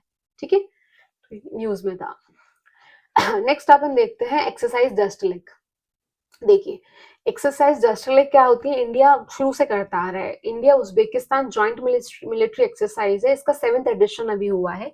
कब हुआ? 12 से 25 को हुआ, 2026 एट दी कहाँ पे हुआ है? नमन गगन उज्बेकिस्तान के अंदर ही हुआ है ये। ठीक है, तो डस्टलिक एक्सरसाइज किस कंट्री के साथ होती है? उज्बेकिस्तान। देखिए अब जब कुछ बेक करते हैं ना अपन, तो क्या करते हैं, उसको डेकोरेशन करने के लिए उसके ऊपर डस्टिंग करते हैं। आपने देखा होगा केक्स वगैरह में डस्टिंग करते हैं। तो डस्टलिक किससे होती है? बेक से होती है, उज्बेकिस्तान डस्टलिक। ठीक है, इसका 7th एडिशन इस बार हुआ है, 12 से 25 उज्बेकिस्तान में ही हुआ है। नेक्स्ट आप देखेंगे dwarf galaxies and black holes. अभी देखिए इस पे एक रिसर्च हुई इंडिया में, तो ये न्यूज में आ गया चीज, ऐसी बात है। तो अपन को ये पता, ऐसी कुछ नहीं मेजर कोई फाइंडिंग हुई है, बहुत बड़ी कोई फाइंडिंग नहीं हुई है, एक छोटी सी बात पता लगी, वो चीज है। अब अपना काम है कि अवगत रहना चीजों से कि ड्वार्फ गैलेक्सी क्या होती है, ब्लैक होल क्या रहते हैं। देखिए ड्वार्फ गैलेक्सीज वो होती हैं small low mass low luminous galaxies होती है containing anywhere 1000 to few billion stars और often rich in dark matter. जो पूरी गैलेक्सी नहीं बन पाती, जैसे अपनी जो पृथ्वी है वो मिल्की वे गैलेक्सी का पार्ट है, ये कंप्लीटली डेवलप्ड गैलेक्सी है, इसके अंदर भी अलग अलग सोलर सिस्टम्स डेवलप्ड है। पर ड्वार्फ गैलेक्सीज क्या होती हैं कि ये बनने की कोशिश तो करती है पर बन नहीं पाती, कोलैप्स हो जाती है बीच में। उन गैलेक्सीज को ड्वार्फ गैलेक्सी बोला जाता है। ठीक है, ब्लैक होल क्या होता है? Reasons in space where gravity so strong that nothing includes can escape the form the call of massive super. Black hole होता है कि इतना ज्यादा होता है कि लाइट भी यहाँ पे एस्केप नहीं कर पाती, उसको भी एब्जॉर्ब कर लेता है ब्लैक होल ये। ठीक है, ब्लैक होल काफी न्यूज में भी रहा हुआ है, पॉपुलर है ये। हबल टेलीस्कोप ने इसको जो फर्स्ट टाइम फाउंड किया था तो काफी न्यूज में आया था ये। अब क्या फाइंड आउट हुआ है, इंडिया के अंदर हुआ है, रिसर्चर्स कौन थे? के आदित्य और अरुण मंगलम थे इसके, कि black holes and dwarf Galaxy. अभी तक माना जा रहा था कि जो ब्लैक होल्स हैं वो किन बड़ी जो गैलेक्सीज होती हैं उन्हीं के बीच में मिलते हैं। बट पहली बार ये चीज हुआ है कि जो ये ड्वार्फ गैलेक्सीज है ना, इनके बीच में भी ब्लैक होल्स मिले हैं। तो until now the supermassive black holes were seen in the centres of giant galaxies, but this study shows that intermediate mass black holes can also exist in dim and gas poor dwarf galaxies। ठीक है, तो अभी तक अब लगता था कि बड़ी गैलेक्सीज के बीच में मिलते हैं ब्लैक होल्स, पर नहीं, अब ड्वार्फ ये फाइंड आउट हुआ कि ड्वार्फ गैलेक्सीज के बीच में भी ब्लैक होल्स मिलते हैं। सिंपल, तो इस न्यूज में कुछ बड़ा खास नहीं था, सिंपल सी बात थी कि ड्वार्फ गैलेक्सीज क्या होती हैं, ब्लैक होल्स क्या होते हैं, इस बात का अपन को पता होना। तो अपन ने दोनों चीजें अभी पता करी होती क्या है। चलिए नेक्स्ट आपको देखने को मिलेगा अंतरराष्ट्रीय घटनाक्रम। अभी फर्स्ट चीज हुई है, India Austria fast track mechanism हुआ है। क्या चीज है ये fast track mechanism? Was held during the India Austria business forum held in new Delhi. Objective है इसका to increase investment flow, provide quick solution to trade problems and further deepen trade relation between two countries. देखिए Austria है वो country है, European country है, Europe central Europe में situated है Austria, Australia नहीं है, ऑस्ट्रिया है। देखिएगा इनके बीच में एक एग्रीमेंट हुआ है जिसे बोला गया फास्ट ट्रैक मैकेनिज्म। बिजनेस को लेके ये हुआ है जिसके अंदर ये चीज कही है कि जो ये बड़े बड़े ट्रेडर्स ट्रेड करते हैं ना इन कंट्रीज के बीच में बैठ के, तो वहां पे जो ये प्रोसेस स्लो होता है, ये प्रोसेस थोड़ा सा स्पीड अप हो, तो उस चीज के लिए है to increase investment flow, provide quick solution to trade problems. कि भाई अगर कोई प्रॉब्लम आ रही है तो वो अगर फास्ट ट्रैक मैकेनिज्म पे कांटेक्ट करेगा तो उसका प्रोसेस जल्दी कर दिया जाएगा बिजनेसेस का। तो इंडिया ऑस्ट्रिया ने ये फास्ट ट्रैक मैकेनिज्म एस्टेब्लिश किया है। देखिए ऑस्ट्रिया एक डेवलप्ड कंट्री है और यहाँ पर काफी अच्छी टेक्नोलॉजी है और इंडिया एक बहुत बड़ा मार्केट है, तो दोनों का ही फायदा है। तो ये फास्ट ट्रैक मैकेनिज्म इस बेसिस पे हुआ है। चलिए नेक्स्ट आपको देखने को मिलेगा first meeting of the BRICS health working group. अभी ब्रिक्स की मीटिंग होने वाली है तो ये लोग माहौल बना रहे हैं छोटी छोटी मीटिंग करके, ये वाली चीज है। देखिए ब्रिक्स के full form Brazil, Russia, India, China and south Africa. ठीक है, इंडिया का बनाया हुआ ग्रुप है ये। Chaired by union ministry of health and family welfare है। हेल्थ को लेके बात हुई तो कौन हेड कर रहा है इसको? Union ministry of health and family welfare इसको हेड कर रहा है। वेन्यू कहाँ था? न्यू दिल्ली में था। ऑब्जेक्टिव क्या था इसका? To strengthen health cooperation among BRICS country with flexibility, innovation, collaboration, sustainability, prioritize health, lifestyle, mental health। Health के सारे पैरामीटर्स उठा लिए। पहला तो भाई क्या कि कॉपरेशन ही बढ़ाओ आप। कॉपरेशन मतलब है कि हमें जरूरत है तो आप दे दो, आपको जरूरत है तो हम दे देंगे, इस तरह का कॉपरेशन। अब जरूरत किन किन चीजों की है? दवाइयों की है, मेडिकल इक्विपमेंट्स की, जिसमें इंडिया बहुत लैग करता है। अपने ज्यादातर मेडिकल इक्विपमेंट्स है ना, बड़ी मशीन्स हैं, छोटी मशीन्स हैं, वो सारी की सारी अपने इम्पोर्ट होती है, एक्सपोर्ट नहीं। एक्सपोर्ट का तो इंडिया का है ही नहीं मार्केट, मेडिकल मार्केट। फिर है फ्लेक्सिबिलिटी, इनोवेशन में बढ़ाओ कि भाई ईज दो आप इनोवेशन में, कि इन चीजों पे रिसर्च होती रहनी चाहिए ताकि और प्रोसेस स्मूथ होते रहे। ये आपस में मिलकर अपन करते हैं, सस्टेनेबिलिटी हो इस चीज की। तो इसकी फर्स्ट मीटिंग हुई थी हेल्थ वर्किंग ग्रुप के, कहाँ पे? दिल्ली में ही हुई थी। कोई बड़ी डील नहीं है, छोटी बात है। Next is world border security Congress हुई है। वर्ल्ड बॉर्डर सिक्योरिटी कांग्रेस 26 क्या चीज हुई है? ये वियना ऑस्ट्रिया के अंदर हुई है। क्या चीज है कि भाई आपके जो बॉर्डर है ना, सीमावर्ती क्षेत्र हैं, उनकी सुरक्षा कैसे बढ़ाएंगे आप। 3 member delegation led by Indian director general of Indian coast guard. इन्होंने लेड किया इंडिया की तरफ से। किसने? आनंद प्रकाश बदोला ने। ठीक है, कौन है ये? Director general, additional director general of Indian coast guard के हैं ये। इन्होंने हेड किया इंडिया की तरफ से। ऑब्जेक्टिव था इसका to strengthen border management and intelligence sharing, global cooperation. आपस में अगर कुछ अच्छे पैतरे हैं आपके पास सुरक्षा करने के, सीमा के, तो वो बताइए। तो ये हुई world border security Congress 2026 Vienna Austria के अंदर। नेक्स्ट आपको देखने को मिलेगा कॉमनवेल्थ गेम समिट 2013। इंडिया ने इसके लिए बिड किया हुआ था काफी 2 साल से, तो अब जाके ये चीज क्लैरिफाई हो गई है। इंडिया चाहता था कि हमारे इंडिया में आप कॉमनवेल्थ गेम्स अरेंज करवाइए, इंटरनेशनल इवेंट्स है, तो इंडिया की ग्लोबल आईज आप पे आ जाती हैं, तो आपका एक ट्रस्ट बढ़ता है ग्लोबल कम्युनिटी के अंदर कि प्रोग्रेसिव नेशन है ये, उस अकॉर्डिंग है। तो इंडिया ने बिड किया हुआ था, अब इसको क्लियरेंस मिल गया कि अपने अहमदाबाद में 2030 के अंदर कॉमनवेल्थ गेम्स होंगे, राइट। तो अहमदाबाद में होंगे, इंडिया में होंगे। इवेंट 2030 है, बिगनिंग इन 1930 में स्टार्ट हुआ था ये। अनाउंसमेंट इसकी जो हुई कि पता लगा कि हाँ चलो दे देते हैं इंडिया अहमदाबाद को चांस, तो वो है at the general assembly of the Commonwealth games federation in Glasgow, जहाँ पे इसका हेडक्वार्टर भी है। तो ये चीज हुई है कि अब इंडिया में होंगे। अभी इसको हेड कर रहे हैं Donald Rukare in the newly elected president of the Commonwealth Games. ठीक है, ये बात थी। नेक्स्ट आपको देखने को मिलेगा जग विक्रम। देखिए जो इजराइल और ईरान का जो कॉन्फ्लिक्ट चल रहा था ना, अभी जो एलपीजी की शॉर्टेज और तेल की रुकावट आपको देखने को मिली, तो कंटेनर फंसे हुए थे काफी टाइम तक, तो ये पूरा का पूरा वाक्या हुआ है उस पॉइंट पे। जग विक्रम आपको देखने को मिलेगा, पहला इंडियन फ्लैग्ड एलपीजी टैंकर है जो कि क्रॉस करा। ये ऑलरेडी लेके निकला था, बीच में हंगामा हो गया तो ये बेचारा रुक गया वहां पे। फिर इतना सब कुछ हुआ तो अभी जब यहाँ से कॉल वगैरह गए थे कि ईज दी जाए थोड़ी सी, तो फिर ये ईज मिलने पे जग विक्रम वॉज द फर्स्ट आपका एलपीजी टैंकर जिसने क्रॉस किया। ठीक है, तो नाम देख लीजिएगा, जग विक्रम किस चीज से रिलेटेड है? इंडियन फ्लैग्ड एलपीजी टैंकर है to cross the strait of Hormuz after the ceasefire between Iran and USA. Simple. चलिए नेक्स्ट आपको देखने को मिलता है Vivekananda statue unveiled in Seattle USA. Seattle एक कंट्री है यूएसए के अंदर, और लोकेशन में भी वेस्टलेक स्क्वायर पे हुआ है। विवेकानंद की स्टैचू का अनावरण हुआ है। ठीक है, सिंपल सी बात है। कहाँ हुआ है? सियाटल में हुआ, यूएसए में, और उसमें भी वेस्टलेक स्क्वायर के ऊपर हुआ है। ये पूरी की पूरी जो मूर्ति है किसकी बनी हुई है? ब्रॉन्ज की बनी हुई है। इसे बनाया किसने है? नरेश कुमार कुमावत ने बनाया है इसने इस मूर्ति को। ठीक है, सिंपल फैक्ट। नेक्स्ट आप देखेंगे कुछ अलग दूसरे फैक्ट्स आपको देखने को मिलेंगे। First is Sonagrikan is Thailand traditional Buddhist New Year celebration water festival celebrated annually between 13 to 15th of April। क्या चीज हुई है? ये आपकी सोंगाक्रन है जो है थाईलैंड का, जैसे अपनी होली होती है ना, वैसा ही वहीं का थाईलैंड का फेस्टिवल है ये वाटर फेस्टिवल। जैसे कि ये मानते हैं इस पॉइंट पे 13 से 15 अप्रैल के बीच में कि थाईलैंड कैलेंडर के अकॉर्डिंग नया साल शुरू होता है।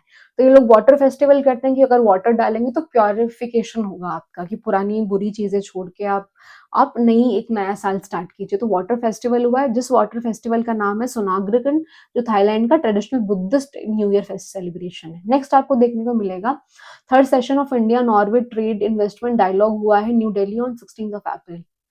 फिर आपको नेक्स्ट न्यूज देखने को मिलती है India Russia round table held to strengthen cooperation in the steel sector. Simple सी न्यूज है, डेवलपमेंट स्टोरी है, कोई बड़ी अनाउंसमेंट नहीं है। नेक्स्ट आपको देखने को मिलता है भूटान के अंदर इंडिया फाइनेंस कर रहा है, इंडिया पैसे दे रहा है दो हाइड्रो इलेक्ट्रिक प्रोजेक्ट्स बनाने के लिए। पानी के बेस पे इलेक्ट्रिसिटी बनाते हैं वो हाइड्रो इलेक्ट्रिक प्रोजेक्ट्स। इंडिया ने पैसा दिया है, भूटान में बन रहे हैं। क्या नाम है उन दोनों का? First is Punatsangchhu first and Punatsangchhu second. ठीक है, तो ये भूटान में बन रहे हैं, बस पैसा इंडिया दे रहा है, इसलिए अपने को थोड़ा याद रखना है इसको। लोकेशन थोड़ी सी पता होनी चाहिए अपन को। First is Punatsangchhu first and second is Punatsangchhu second, hydroelectric projects हैं। नेक्स्ट आपको देखने को मिलेगा Peter Magyar was elected for prime minister of Hungary. जैसे कि अभी आपने देखा होगा ये जो डेनमार्क वाला क्वेश्चन ऐसा ही एग्जाम में आया, वैसे ही पीटर मैग्याकर क्या है? प्राइम मिनिस्टर बने हैं नए हंगरी के अभी। नेक्स्ट आप देखेंगे lieutenant general Susan Coyle the first women to become chief of army in the Australian army 125 year की हिस्ट्री में पहली बार किया है।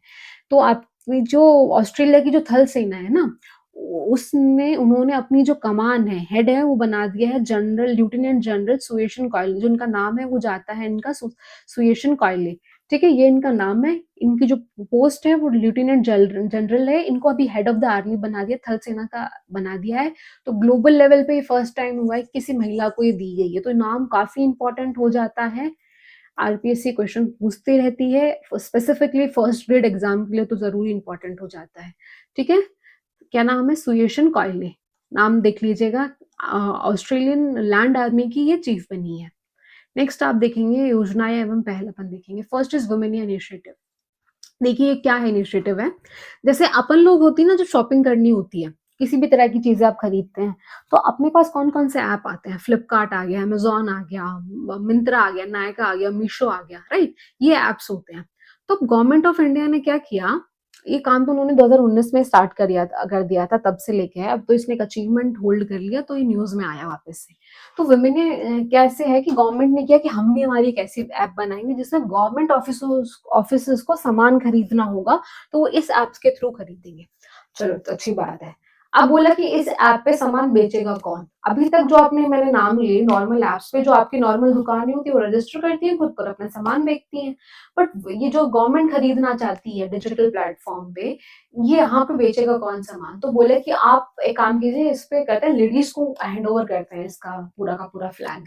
तो वुमेन्स के द्वारा, फीमेल्स के द्वारा जो छोटे एमएसएमई माइक्रो स्मॉल एंटरप्राइजेस चलाए जाते हैं, सेल्फ हेल्प ग्रुप्स के द्वारा, वुमेन आर्टिशियंस के द्वारा, डायरेक्टली टू गवर्नमेंट बायर्स।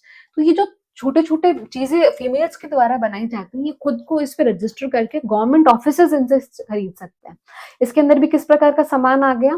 पहला तो आ गया हैंडीक्राफ्ट सामान, जैसे कि जो हाथों से छोटी छोटी चीजें बनती हैं, ग्रोसरीज एंड पैंट्रीज, ऑफिस एक्सेसरीज हो गई, हैंडलूम टेक्सटाइल हो गई, पर्दे वगैरह हो गए, पर्सनल हाइजीन एंड केयर हो गया। तो गवर्नमेंट ऑफिसेज विमेन, जो छोटे छोटे विमेन के ग्रुप है, कोई बड़ी कंपनीज नहीं, स्मॉल माइक्रो एंटरप्राइजेस ग्रुप्स बनाते हैं, तो फीमेल यहाँ बेचती हैं, गवर्नमेंट ऑफिसर्स उनको खरीदते हैं, तो डायरेक्ट गवर्नमेंट बायर्स है, तो अश्योरिटी हो जाती है कि पैसा डूबेगा नहीं, सामान गया नहीं हमारा।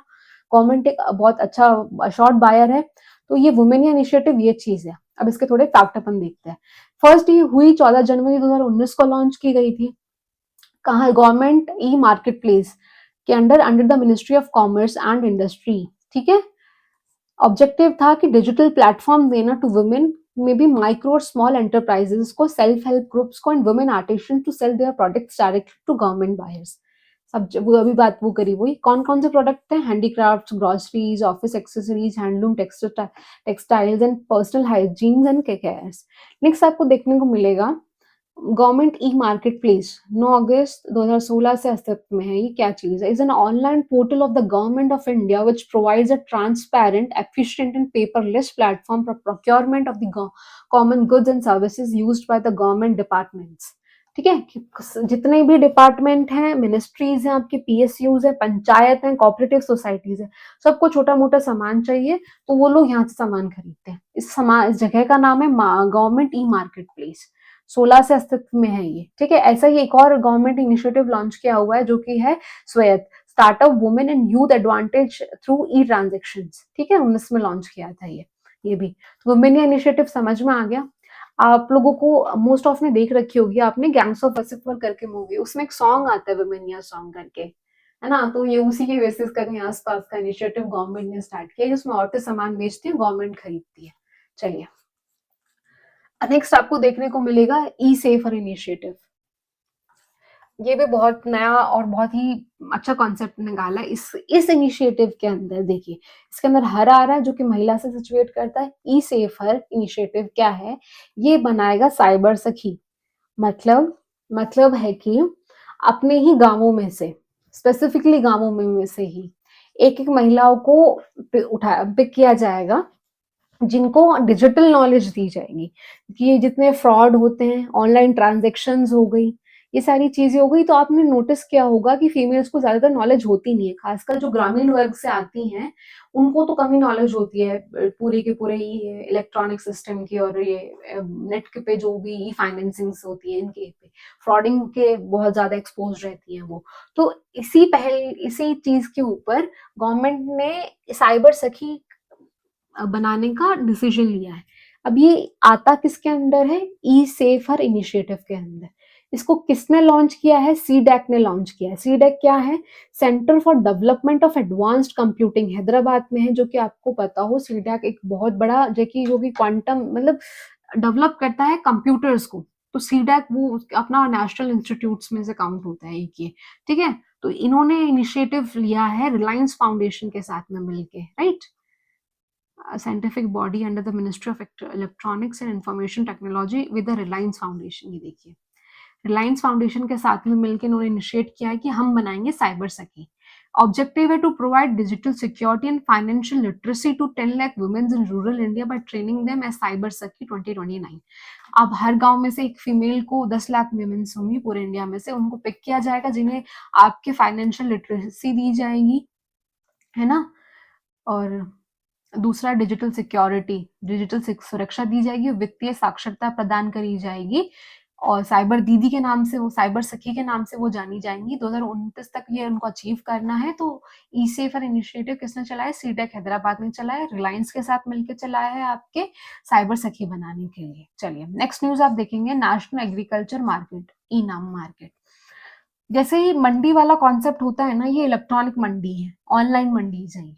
बड़ी मार्जिन में, बड़ी क्वांटिटीज में फसल खरीदना वाली और खरीदने और बेचने वाली चीज है। ई नाम के नाम से इसे जाना जाता है। 2016 से अस्तित्व में है ये national agriculture market, all India electronic trading portal. पूरे भारत में है कि भाई हरियाणा का कोई किसान अगर तमिलनाडु के किसी ट्रेडर को बेचना चाहे तो इजीली बेच सकता है इसके थ्रू।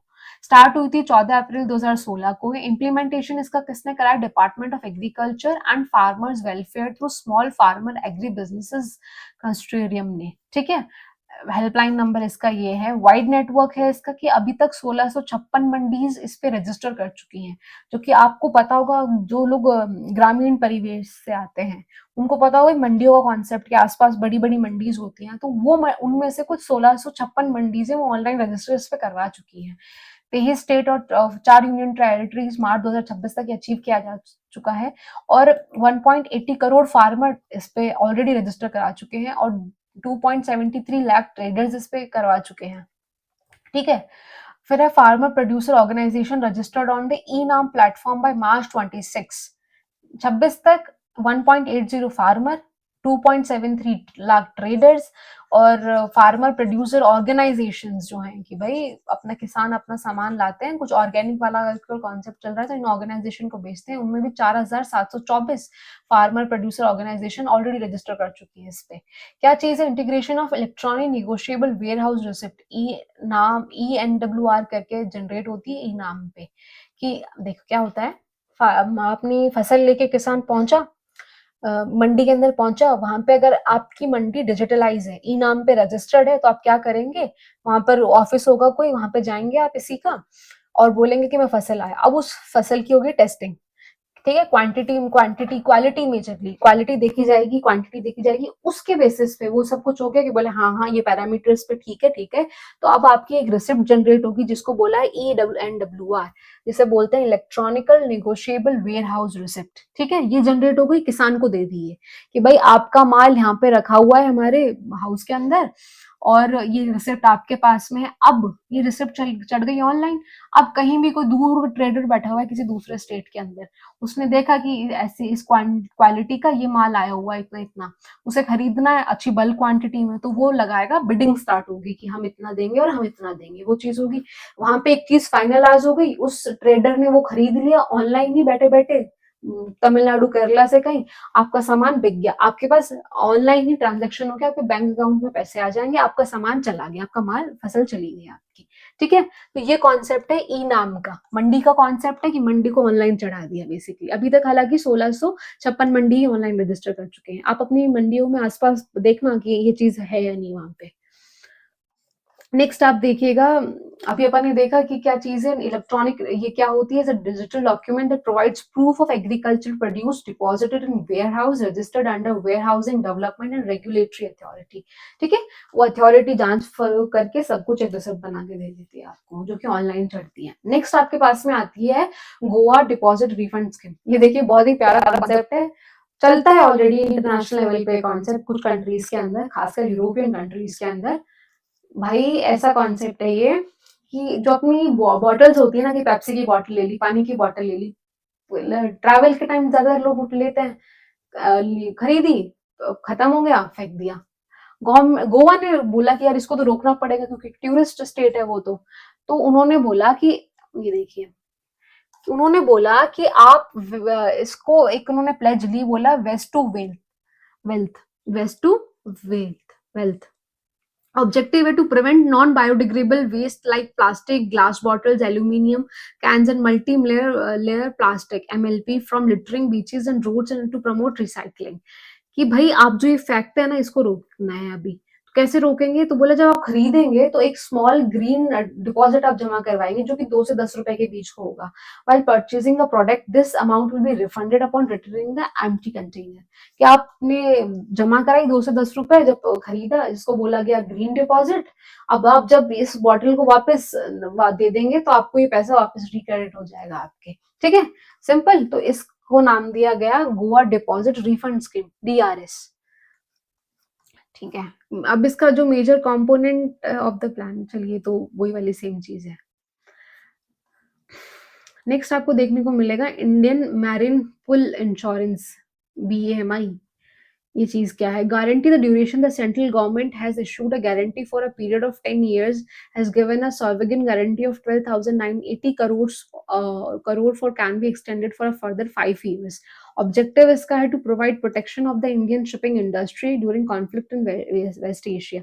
अभी जैसे कि ईरान और इसराइल वाला जो कॉन्फ्लिक्ट चल रहा था ना, उसके अंदर क्या चीज हुई थी कि जिन बड़े बड़े जो ट्रेडर्स थे, जो ट्रेडर्स ने अपना माल ऑलरेडी भेज दिया था शिप्स के थ्रू, राइट, उनका अगर भी कॉन्फ्लिक्ट हुआ तो उनका तो माल फंस गया बीच में जाके, यहाँ से भी पैसा उनका कट गया। तो गवर्नमेंट ऑफ इंडिया इस प्रोसेस में आगे आई, जिसे नाम दिया उन लोगों ने BAMI पुल, इंडियन मैरीन इंश्योरेंस पुल। ठीक है, इसके अंदर ने गवर्नमेंट ऑफ इंडिया ने क्या कहा कि हम 10 साल तक के लिए गारंटी पीरियड लेते हैं, कब तक की हेल्प होगी कि 12,980 करोड़ रुपए तक can be extended for the 5 year. इतना पैसा इतने टाइम के लिए और आगे भी इसको बढ़ाया जा सकता है। ऑब्जेक्टिव है to provide protection to the Indian shipping industry. ठीक है, और कार्गो से जो अपना सामान भेजते हैं during conflict in West Asia, other conflict zones, ठीक है? कि अभी जैसी स्थिति हुई, आगे भी अगर ऐसी कोई स्थिति देखने को मिलती है, बट ये जो आपके होता है ना इंटरनेशनल लेवल पे इंश्योरेंस टाइप होता है, ये करवाते हैं ये लोग ट्रेडर्स, बट ये ऐसी कुछ स्थिति आती है जब वो विथड्रॉ कर लेते हैं। बट गवर्नमेंट ऑफ इंडिया बोली कि ऐसे तो अपना ही काम खराब हो रहा है अपने देश के लोगों का, तो बोली कि it covers all marine risk including war risk, हल एंड मशीनरी एंड कार्गो, की गवर्नमेंट ऑफ इंडिया पैसा कंप्लीट पूरा पैसा वापस करेगी। जो भी ये जो ईरान और इजराइल कॉन्फ्लिक्ट के अंदर जितने भी ट्रेडर्स का लॉस हुआ है कार्गो के थ्रू वाला, तो उसमें पैसा देगी। तो इस चीज पहल को नाम दिया उन्होंने इंडियन मैरीन इंश्योरेंस पूल, छोटा नाम है इसका बीएमआई पूल। चलिए, नेक्स्ट आपको देखने को मिलेगा startup India fund of fund 2.2। तो इसमें भी नया पैसा डाला गया 10,000 करोड़, इफेक्टिव 13 अप्रैल 2026 से है। इम्प्लीमेंट कौन कर रहा है? सिडबी कर रही है। Will provide venture capital support to deep tech manufacturing and early stage startups through SEBI registered alternative investment funds को करेगी ये, ठीक है। सिडबी मैनेज करती है, नया अमाउंट डाला गया 10,000 करोड़ का इसके अंदर, और फंड करेगी, इनडायरेक्ट फंडिंग करवाती है सिडबी इसके अंदर। नेक्स्ट आपको देखने को मिलेगा पैमाना। पैमाना का फुल फॉर्म क्या जाता है? Project assessment infrastructure monitoring and analytics for nation building portal. देखिए क्या चीज है ये। अभी तक आपने देखा होगा ना कि अपने जैसे कि बड़े बड़े प्रोजेक्ट छिड़े रहते हैं कि भाई कहीं बड़ा ब्रिज बन रहा है, बहुत बड़ा नेशनल हाईवे बन रहा है, कहीं पे कहीं रेलवे लाइन गिरी हुई है, कोई बहुत बड़ी गवर्नमेंट लेवल की वो बन रही है, कोई बड़ा इंफ्रास्ट्रक्चर बन रहा है, बिल्डिंग बन रही है, जैसे भारत मंडपम बना अभी। तो क्या होता है, इनका काम स्टार्ट हो जाता है, फंडिंग हो जाती है, पर आप पता नहीं लग पाता है, ट्रैक नहीं कर पाते कि काम कितना हुआ, अब तक कितना पैसा लग गया, ये कितना टाइम में काम होगा, ये कौन कौन से आपके बिल्डर्स इन्वॉल्व हैं इसके अंदर। तो इस प्रॉब्लम के सॉल्यूशन के लिए गवर्नमेंट लेके आई पैमाना। पैमाना एक तरह का पोर्टल है, ऑनलाइन पोर्टल या ऐप बोल रहे हैं अपन लोग, तो वो चीज है। इसके अंदर क्या चीज होती है कि reduce time overruns and cost overruns in infrastructure projects, increase data accuracy and speed up decision making, one data one entry। कि कहीं भी कोई प्रोजेक्ट चल रहा है, वहां पे ये पैमाना पे जाके उसको लिस्ट कर देंगे कि हाँ ये काम शुरू हो गया, इतना फंडिंग था, इतना इतना स्टार्ट हो गया, और अब ये इसकी प्रोग्रेस है कि ये ऐसे ऐसे ऐसे काम करे, काम रुक गया तो शो होगा काम रुक गया, तो उस पर जल्दी लिया जा सकेगा एक्शन कि भाई काम रुक क्यों गया, चीज को रिजॉल्व करवाइए। तो पैमाना जो पोर्टल है गवर्नमेंट ऑफ इंडिया ने काम चेकिंग के लिए, मतलब काम कितना प्रोसेस में हो गया, कितना जल्दी कंप्लीट होगा, उसके लिए लॉन्च किया है।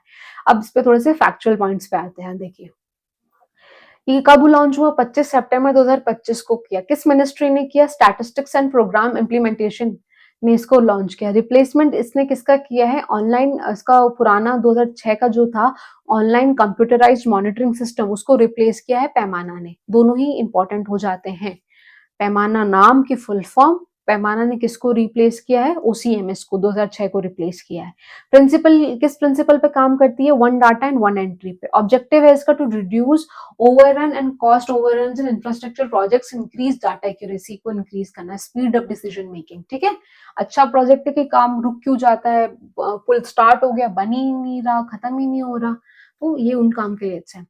नेक्स्ट आप देखेंगे national career service NCS portal. ये चीज क्या है? इसको लॉन्च किया है मिनिस्ट्री ऑफ लेबर ने। ये इंटीग्रेट करवाना चाहती है, बेसिकली काम मिले बच्चों को, इस तरीके से है ये चीज। Government of India has a digital platform ncs.gov.in the connect job seekers जिन्हें नौकरी चाहिए with private and government jobs का career counselling and skill development accrues. तो ये पोर्टल है, जाके अगर आप इस पे जैसे जॉब ढूंढना चाहते हैं तो आप रजिस्टर कर दीजिए खुद को इस पे। अगर आपका रिज्यूम किसी को अच्छा लगा तो आपको कॉन्टेक्ट करेगा, ठीक है। इस तरीके से एनसीएस पोर्टल। नेक्स्ट आपके सामने आता है ई श्रम पोर्टल। देखिए जैसे कि आपने अभी तक आप देखते होंगे कि अनऑथराइज्ड और मतलब अनऑर्गेनाइज्ड वर्कर है, जो ये जैसे मजदूर वाला जो वर्क आता है, उन सबको डिजिटलाइज रजिस्टर करने के लिए ई श्रम पोर्टल लॉन्च किया गया है। तो किसके लिए है ये? वर्कर क्लास के लिए। किसने इसको लॉन्च किया है? Ministry of labour and employment ने इसको लॉन्च किया। अगस्त 26 2021 में इसको लॉन्च किया गया था। A comprehensive digital platform designed to create the national database of unorganized worker। Unorganized मतलब जो कि आपके असंगठित श्रमिक, जो श्रमिक जो होते हैं उनकी बात हो रही है। ठीक है? उनको ऑनलाइन रजिस्ट्रेशन देने के लिए। इसमें क्या होगा कि हर वर्कर को एक 12 डिजिट का यूएन नंबर जनरेट होगा which helps target social security welfare scheme. Government क्यों चाहती है कि रजिस्टर करें उनको? तो गवर्नमेंट इसीलिए चाहती है रजिस्टर करना ताकि जो स्कीम्स हैं उनके साथ डायरेक्ट रिलेट कर पाए, डायरेक्ट कनेक्ट कर पाए इन लोगों को, ठीक है? तो ई-श्रम पोर्टल आपका अनऑर्गेनाइज्ड वर्कर से रिलेटेड है, असंगठित श्रमिकों से रिलेटेड है। नेक्स्ट आप देखेंगे गवर्नेंस के बेसिस पे कुछ चीजें हुई हैं कि बोला 7th session budget session of the 18th Lok Sabha चल रहा था। 28 जनवरी को स्टार्ट हुआ था, 18 अप्रैल को अब जाके खत्म हुआ है। 31 टोटल मीटिंग्स हुई इसके बीच में। फिर है वर्क प्रोडक्टिविटी 93% रही। 12 गवर्नमेंट बिल्स आए इंट्रोड्यूस हुए थे जिसमें से 9 पास हो सके। नेक्स्ट आप देखेंगे एक लेम सा डाटा ही है, कुछ बड़ी वो नहीं है ये। नेक्स्ट आप देखेंगे वुमेन पावर यूथ पार्लियामेंट, वही है ये जो डिलिमिटेशन 33% वाला कॉन्सेप्ट लाने वाले थे, तो उसी नारी वंदना के अंडर इन लोगों ने सब चीजें करी हैं। ऑर्गेनाइज इसको करा था यूथ अफेयर्स एंड स्पोर्ट्स ने। My Bharat initiative simultaneously in 17 regions of the country, Nari Shakti, voice of prosperous India and strengthening inclusive democracy, ठीक है? रेजोल्यूशन था the event collectively supported the constitution amendment bill 2026 which includes the following resolutions: increasing the number of वही 543 to 816 चाहते थे with 33% of women reservation, implementation of नारी Shakti Vandan act 2023 for the general election of the year 2029। But ये पास ही नहीं हो सका तो फिर अभी किसी काम का नहीं है। चलिए, ये उसी एक्ट की जो होने वाला था, ये क्या-क्या चेंज करता वही चीज़ है, बट अभी किसी काम का नहीं है। नेक्स्ट आप देखेंगे AI governance and economic group. इसमें क्या हुआ है, मिनिस्ट्री और इलेक्ट्रॉनिक ने इसको फॉर्म किया टेक्नोलॉजी ने। It is a high level inter ministerial body that will be India central institution mechanism for policy formulation and coordination among various organisation on AI governance को करने के लिए। एआई पे जैसे अब डीप फेक का मामला जो भी आप बहुत देखेंगे कि आ रहा है, तो उस चीज़ के लिए कि एआई गवर्नेंस लाना चाहते हैं ताकि ध्यान रखा जा सके, ऐसे गलत चीज़ें ना हो एआई का यूज़ करके। तो इसकी कंपोजिशन है, पूरी 10 मेंबर की बॉडी है ये। AI governance and economic group पूरा नाम है इसका। 10 मेंबर्स की बॉडी है। चेयरमैन खुद इसके यूनियन मिनिस्टर हैं आपके इलेक्ट्रॉनिक्स एंड आईटी के। वाइस चेयरमैन है union minister of state for electronics and IT. Expert support इसमें जाता है by the technology and policy expert committees का, मतलब जो कि इस फील्ड के एक्सपर्ट लोग हैं। बाकी मेंबर तो सारे के सारे सरकारी आदमी है इसके अंदर। AI governance and economic group, ठीक है? क्या करने के लिए बनाई गई है? एआई गलत काम ना करे, एआई का ध्यान रखा जाए, उसको अच्छे से गवर्न किया जाए, उसके लिए बनाई गई है। चलिए, next is technology and policy expert committee. ये चीज क्या है? इसको स्टैंडिंग एक्सपर्ट एडवाइजरी बोर्ड बोला गया है। किसके अंडर फॉर्म हुई है? Ministry of electronics and information के अंडर फॉर्म हुई है। हेड इसको खुद सेक्रेटरी कर रहे हैं। The main objective of this committee is to provide expert advice on technical, legal and policy matters to the newly formed AI governance and economic group. तो क्या चीज है? इसी का भाई है ये, ठीक है? AI governance and economic group, technology and policy expert committee TPC. AI पे ही जो काम हो रहा है उन पे एक्सपर्ट एडवाइस देना करके है। नेक्स्ट इज कुछ प्रतियोगिता एवं पुरस्कार आपको देखने को मिलेंगे जिसके अंदर हुआ है 61st फेमिना मिस इंडिया 26। बहुत बड़ा खासी इवेंट है, अपकमिंग एग्जाम्स के लिए इंपॉर्टेंट है ये। हुआ कहाँ पे है? Kalinga institute of industrial technology में हुआ है। केआईटी भुवनेश्वर के अंदर हुआ है। थीम क्या थी इसकी? देखिए, connecting the dots and daughter of this soil, ठीक है? विनर इसकी रही है साध्वी साध्वी सतीश सेल, गोवा की है ये। देखिए, गोवा में रह के अगर आपने साधना करी तो आप जीतोगे ही ना, तो विनर है ये। क्या नाम है? साध्वी नाम है, गोवा से है ये। चलिए, रनर अप कौन रही है इसकी? रही है राजनंदिनी पवार, महाराष्ट्र से हैं जो, और श्री अद्विता जम्मू कश्मीर से सेकंड रनर्स रही है। मतलब इनकी फर्स्ट पोजीशन है, इनकी सेकंड है और इनकी थर्ड पोजीशन है। चलिए, नेक्स्ट आप देखेंगे कुछ टाइटल्स भी मिले हैं, सब टाइटल्स। तो वो क्या किस किस को मिले हैं? तो फेमिना मिस टाइटल आइकॉन मिला है मोहना पांडे को, मिस स्टाइल आइकॉन। फिर मिस फैशन आइकॉन मिला है परीनाज कपूर, गुजरात से, इनको मिला है। मिस रेडियंट पर्सनालिटी मिला है चंचुली हाई को, जो मणिपुर से हैं। फेमिना मिस रामफॉक मिला है यशिका शर्मा, जो पंजाब से है। जिसमें विनर का नाम खासी इंपॉर्टेंट हो जाता है, रनर अप्स का और विनर का। नेक्स्ट आप देखेंगे फीचर क्या है, डिस्प्ले ऑफ हैंडलूम। इसमें बहुत अच्छा काम किया गवर्नमेंट ने। क्या काम किया, display of handlooms from 30 states through विश्व सूत्र weaves of India for the world. अच्छा क्या किया, देखिए जो आपकी ये हैंड वीविंग्स होती है ना, जैसे अपने यहाँ पर राजस्थान में बांधनी वर्क बहुत फेमस है, वैसे ही 30 स्टेट के वीव्स को पिक किया गया और उनके जो बनाए हुए कपड़े हैं, उस ट्रेडिशन के उस पैटर्न पे बनाए कपड़े इस इवेंट में इन फीमेल्स ने पहने। तो उन कपड़ों का प्रमोशन हुआ, उस आर्ट वर्क का प्रमोशन हुआ और इनको भी एक आपको डिफरेंट फैशन ट्राई करने का मौका मिला। तो ये इंटीग्रेटेड अप्रोच रखी गई। Display of handlooms from 30 states, 30 राज्य थे। Vishwa Sutra weaves of India for the world by the office of the development commissioner handlooms, ministry of textiles and national institute of fashion technology NIFT ने मिलकर ये organise करा। ये display था इसका। जो उसकी विनर है वो साध्वी सतीश है। कहाँ से है, गोवा से। स्टेट याद करना जरूरी है, आरपीएससी बहुत पूछ रही है आजकल स्टेट कौन कहाँ से क्या लिंक्ड है। नेक्स्ट आपको देखने को मिलेगा वुमेन पावर सैल्यूट रन। ये सेम उसी बिल पे लोगों ने भगाया भी है। एनडीए ने बहुत सोच समझ के छोटे छोटे छोटे प्रोग्राम्स ऑर्गेनाइज कराए ताकि लोगों का ध्यान जा सके इस बिल के ऊपर। ऑर्गेनाइज इसको किया है ministry of youth affairs and sports on 17-18 किया मेजर सिटीज के अंदर, जिसमें दिल्ली, कटक, पटना, मुंबई, इंदौर, बैंगलोर, जयपुर में ये रन हुई है। किस हैशटैग के अंडर ये रन हुई है, फर्स्ट इज नारी शक्ति वंदन थीम के अंडर ये रन हुई है। यही एक्ट का नाम है तो इसी थीम के अंडर रन हुई है।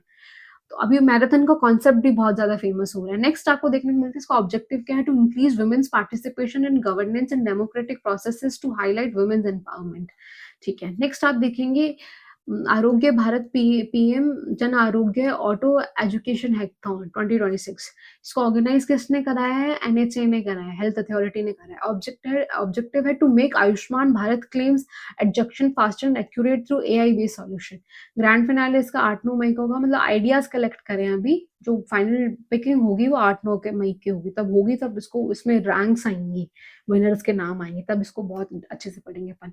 Indian institute of science and Bangalore, देखिए थी क्या चीज ये इसका कुछ है कार्ड, आप भी रजिस्टर कर सकते थे। 13 अप्रैल को उसका समअप हुआ है।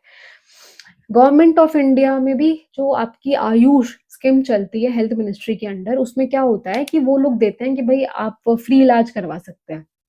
ठीक है, जैसे अपने चिरंजीवी थी यहाँ पे कांग्रेस के टाइम पे, तो ये वाली चीज है, इलाज करा सकते हैं। अब इस पूरी प्रोसेस में ना इनको आती है प्रॉब्लम बहुत ज्यादा।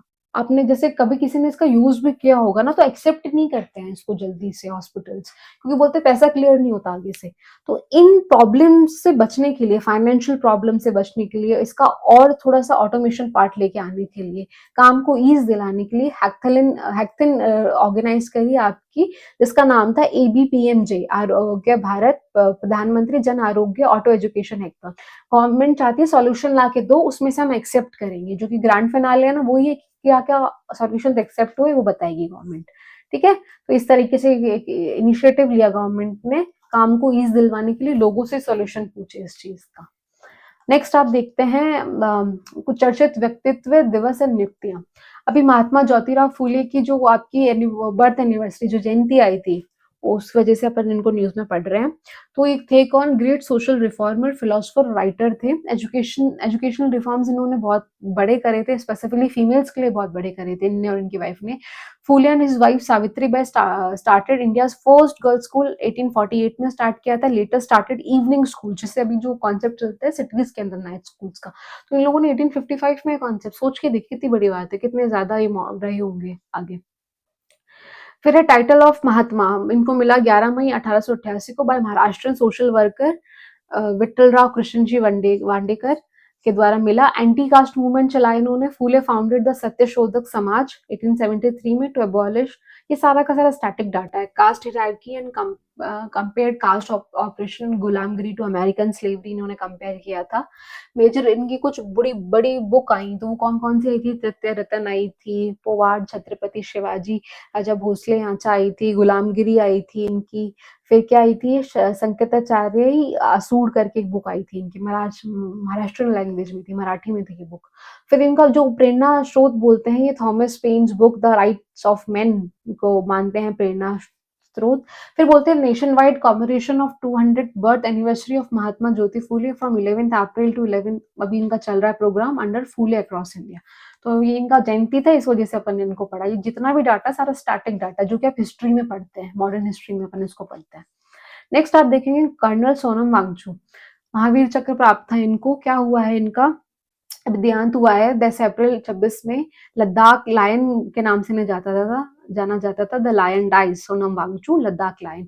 मिलिट्री फेलियर थी, leading a contingent of 30 men of the Ladakh scout during the Kargil war. Operation Vijay के अंडर ही capture the strategically important Chorbatla में 30 को उन्होंने किया था। 30 आदमियों के साथ कारगिल का जब वॉर चल रहा था, तो ग्लेशियर जो है वो चौरबतला को उन्होंने वो कर लिया था, कैप्चर कर लिया था। इनको जो अवार्ड मिल रखे हैं वो कौन-कौन से? Was awarded Mahavir Chakra for the his indomitable courage in 1919 Kargil war. ठीक है, इनका भी देहांत हो गया है, कर्नल सोनम वांगचू का। नेक्स्ट है भीमराव अम्बेडकर, इनकी जयंती आई थी, काफी बड़े स्केल पे सेलिब्रेट होती है। नेक्स्ट देखते हैं कौन थे ये। तो chief architect of the Indian constitution, first law minister, social reform and prominent leader of Dalit rights इन्हें जाना जाता है। नेक्स्ट इनका कंट्रीब्यूशन दलित राइट्स के लिए, एस्टेब्लिशमेंट ऑफ बहिष्कृत कारणी सभा एंड महाद सत्याग्रह। महाराष्ट्र के थे ये निवासी मेजरली। चेयरमैन, जन्म और इनका जो एजुकेशन हुआ है स्टार्टिंग का, वो महाराष्ट्र से ही हुआ है। Chairman of drafting committee of the constituent assembly. Political establishment of independent labour party, schedule caste federation, उन्होंने पॉलिटिकल कुछ एस्टेब्लिशमेंट भी करी। एक तो खुद की पार्टी बनाई जो कि इंडिपेंडेंट लेबर पार्टी थी, दूसरा इन्होंने शेड्यूल कास्ट फेडरेशन बनाई थी।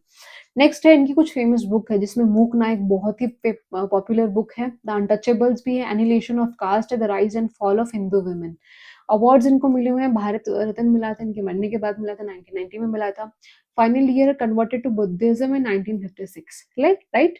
इनकी जयंती थी। इनका पूरा का पूरा स्टैटिक डाटा है, ठीक है। नेक्स्ट आप देखेंगे गुरु भैरविक्य टैम मंदिर, ये इनॉग्रेट किया है अपने प्राइम मिनिस्टर ने अभी, इस वजह से अपन इसको पढ़ रहे हैं। इसकी जो लोकेशन है वो मांड्या कर्नाटक के अंदर है। वहां पर भी श्री क्षेत्र अदिनुचारिंगरी के अंदर, मांड्या इसका डिस्ट्रिक्ट है, कर्नाटका के अंदर है। किसको डेडिकेटेड है ये आपके? ये श्री बाल गंगाधर नाथ महास्वामी जी को डेडिकेटेड है, ठीक है। ये आदि शंकराचार्य परंपरा के महान संत थे, तो उनकी पीठ है। और 71st पीठेश्वर है, ग्रीन सेंट ऑफ, ठीक है, सोशल सर्वे। आर्किटेक्ट इसका है कि ये मंदिर बना के उस पे है द्रविडियन, देखो कर्नाटका में तो द्रविडियन आर्किटेक्ट स्टाइल पे ही बना होगा ना वहां पर ये। नेक्स्ट आपको देखने को मिलेगा हिमाचल डे। तो हिमाचल डे आपका 15 अप्रैल को आता है, जैसे अभी प्रीवियस क्लास में अपन ने उड़ीसा डे सेलिब्रेशन देखा था, वैसे हिमाचल डे आता है ऑन द 15 अप्रैल को ये मनाया गया। ये कुछ इसका स्टैटिक डाटा है, ठीक है। नेक्स्ट आपको देखने को मिलेगा जलियांवाला बाग मैस्कर। तो ये भी अभी आया, इसका भी एक एनिवर्सरी शॉट आया, तो इसका जो स्टैटिक पोर्शन है ना, उसको अपन दोबारा देखते हैं। वो वाली चीज है ये। तो रीजन इसका था, एक सबको पता है जलियांवाला, इसमें मूवी भी आई थी काफी अभी, जो इसको री हाईलाइट करवाया था, मेजर उधम सिंह करके मूवी थी विकी कौशल की। तो ये उसमें भी इस वजह से भी काफी सरफेस पे आया था उस पॉइंट पे भी। Peaceful protest against the arrest of doctor Satyapal और Saifuddin Khinchwala under the revolt act के अंडर चल रहा था प्रोटेस्ट, तब गोलियां मार दी गई थी। लोकेशन कहाँ हुआ? जलियांवाला बाग, अमृतसर, पंजाब में हुआ था। गिल्टी कौन थे इसके? तो ब्रिगेडियर जनरल डायर थे। Ordered firing without warning on unarmoured protesters, result in protest against this cruelty. Rabindranath Tagore ने अपना नाइटहुड टाइटल त्याग दिया था, ठीक है। नेक्स्ट आप देखेंगे कुछ नियुक्तियां हुई हैं, तो वो नियुक्तियां देखते हैं। फर्स्ट इज डॉक्टर के एस सोमेश्वर सोमशेखर, क्या हुए? अपॉइंट हुए secretary in the Rajya Sabha secretariat, ठीक है। श्री हरिवंश हुए हैं ये unopposed election deputy chairman of Rajya Sabha का, तीसरी बार लगातार जीते हैं ये, ठीक है। अनअपोज मतलब किसी ने विरोधता दिखाई ही नहीं इनको कि ये खड़े हो रहे हैं तो भाई प्रोटेस्ट या कि हमें भी अपना कैंडिडेट खड़ा करना है, ऐसा तरह का कुछ नहीं शो किया, सीधे अनअपोजली जीत गए। ये तीसरी बार जीते हैं deputy chairman of Rajya Sabha. Next आप देखेंगे Shri Anand Kumar Pal, assume charge as the chief adviser in the department of expenditure, ministry of finance. Next आप देखेंगे सम्राट चौधरी, ये इंपॉर्टेंट फैक्ट हो जाता है काफी ज्यादा। नीतीश कुमार अभी राज्यसभा में आ गए हैं आपके, तो ये इनको 24वां चीफ मिनिस्टर ऑफ बिहार बनाए हैं। देखिए नंबर बहुत ध्यान में रखिएगा, खासकर फर्स्ट ग्रेड वाले, ठीक है। नंबर बिल्कुल ध्यान में रखिएगा। चीफ मिनिस्टर ऑफ बिहार अब बने हैं सम्राट चौधरी। कुछ वन लाइनर तथ्य आते हैं, पर इनको देखते हैं। पहला जो तथ्य आपको देखने को मिलेगा, तो देखने को मिलेगा महाविश्व संक्रांति और पाना Sankranti is the traditional new year of Orissa. जैसे कि आपको पता है अप्रैल के टाइम पे जैसे बैसाखी आती है ना, तो ये बहुत सारे हार्वेस्ट फेस्टिवल आते हैं। हार्वेस्ट मतलब ये कटाई वाला जो सीज़न होता है, बहुत अच्छे लेवल पे स्केल पे हर राज्य में ऑलमोस्ट सेलिब्रेट होता है इंडिया के। तो वहाँ हर राज्य में इसका अपना एक नाम है, तो अपन अब वो नाम देखने जा रहे हैं कि इस राज्य में इस फेस्टिवल ये इस राज्य से रिलेट करता है और हार्वेस्ट फेस्टिवल जो कटाई का है उत्सव, इसको सेलिब्रेट किया जाता है। तो नाम ज़रूरी है एक तो उनका, दूसरा किस राज्य में आ रहे हैं वो ज़रूरी है। तो फर्स्ट आप देखेंगे कि आप उड़ीसा का देख रहे हैं जो कि महाविषुआ संक्रांति के नाम से जाना जाता है। नेक्स्ट आप देखेंगे पुतंदू, ये तमिलनाडु का न्यू ईयर भी माना जाता है कि first day of the month of Chithirai of Tamil solar calendar के अकॉर्डिंग सेलिब्रेट होता है ये, ठीक है? फिर है मिशंदी is a major festival in Tamil new year, Puthandu का ही दूसरा है हेल्पी नाम सिमिलर वर्ड है मिशादी। आप नेक्स्ट देखेंगे फूल बैसाखी, कहाँ का है ये? बंगाल का है, फूल बैसाखी।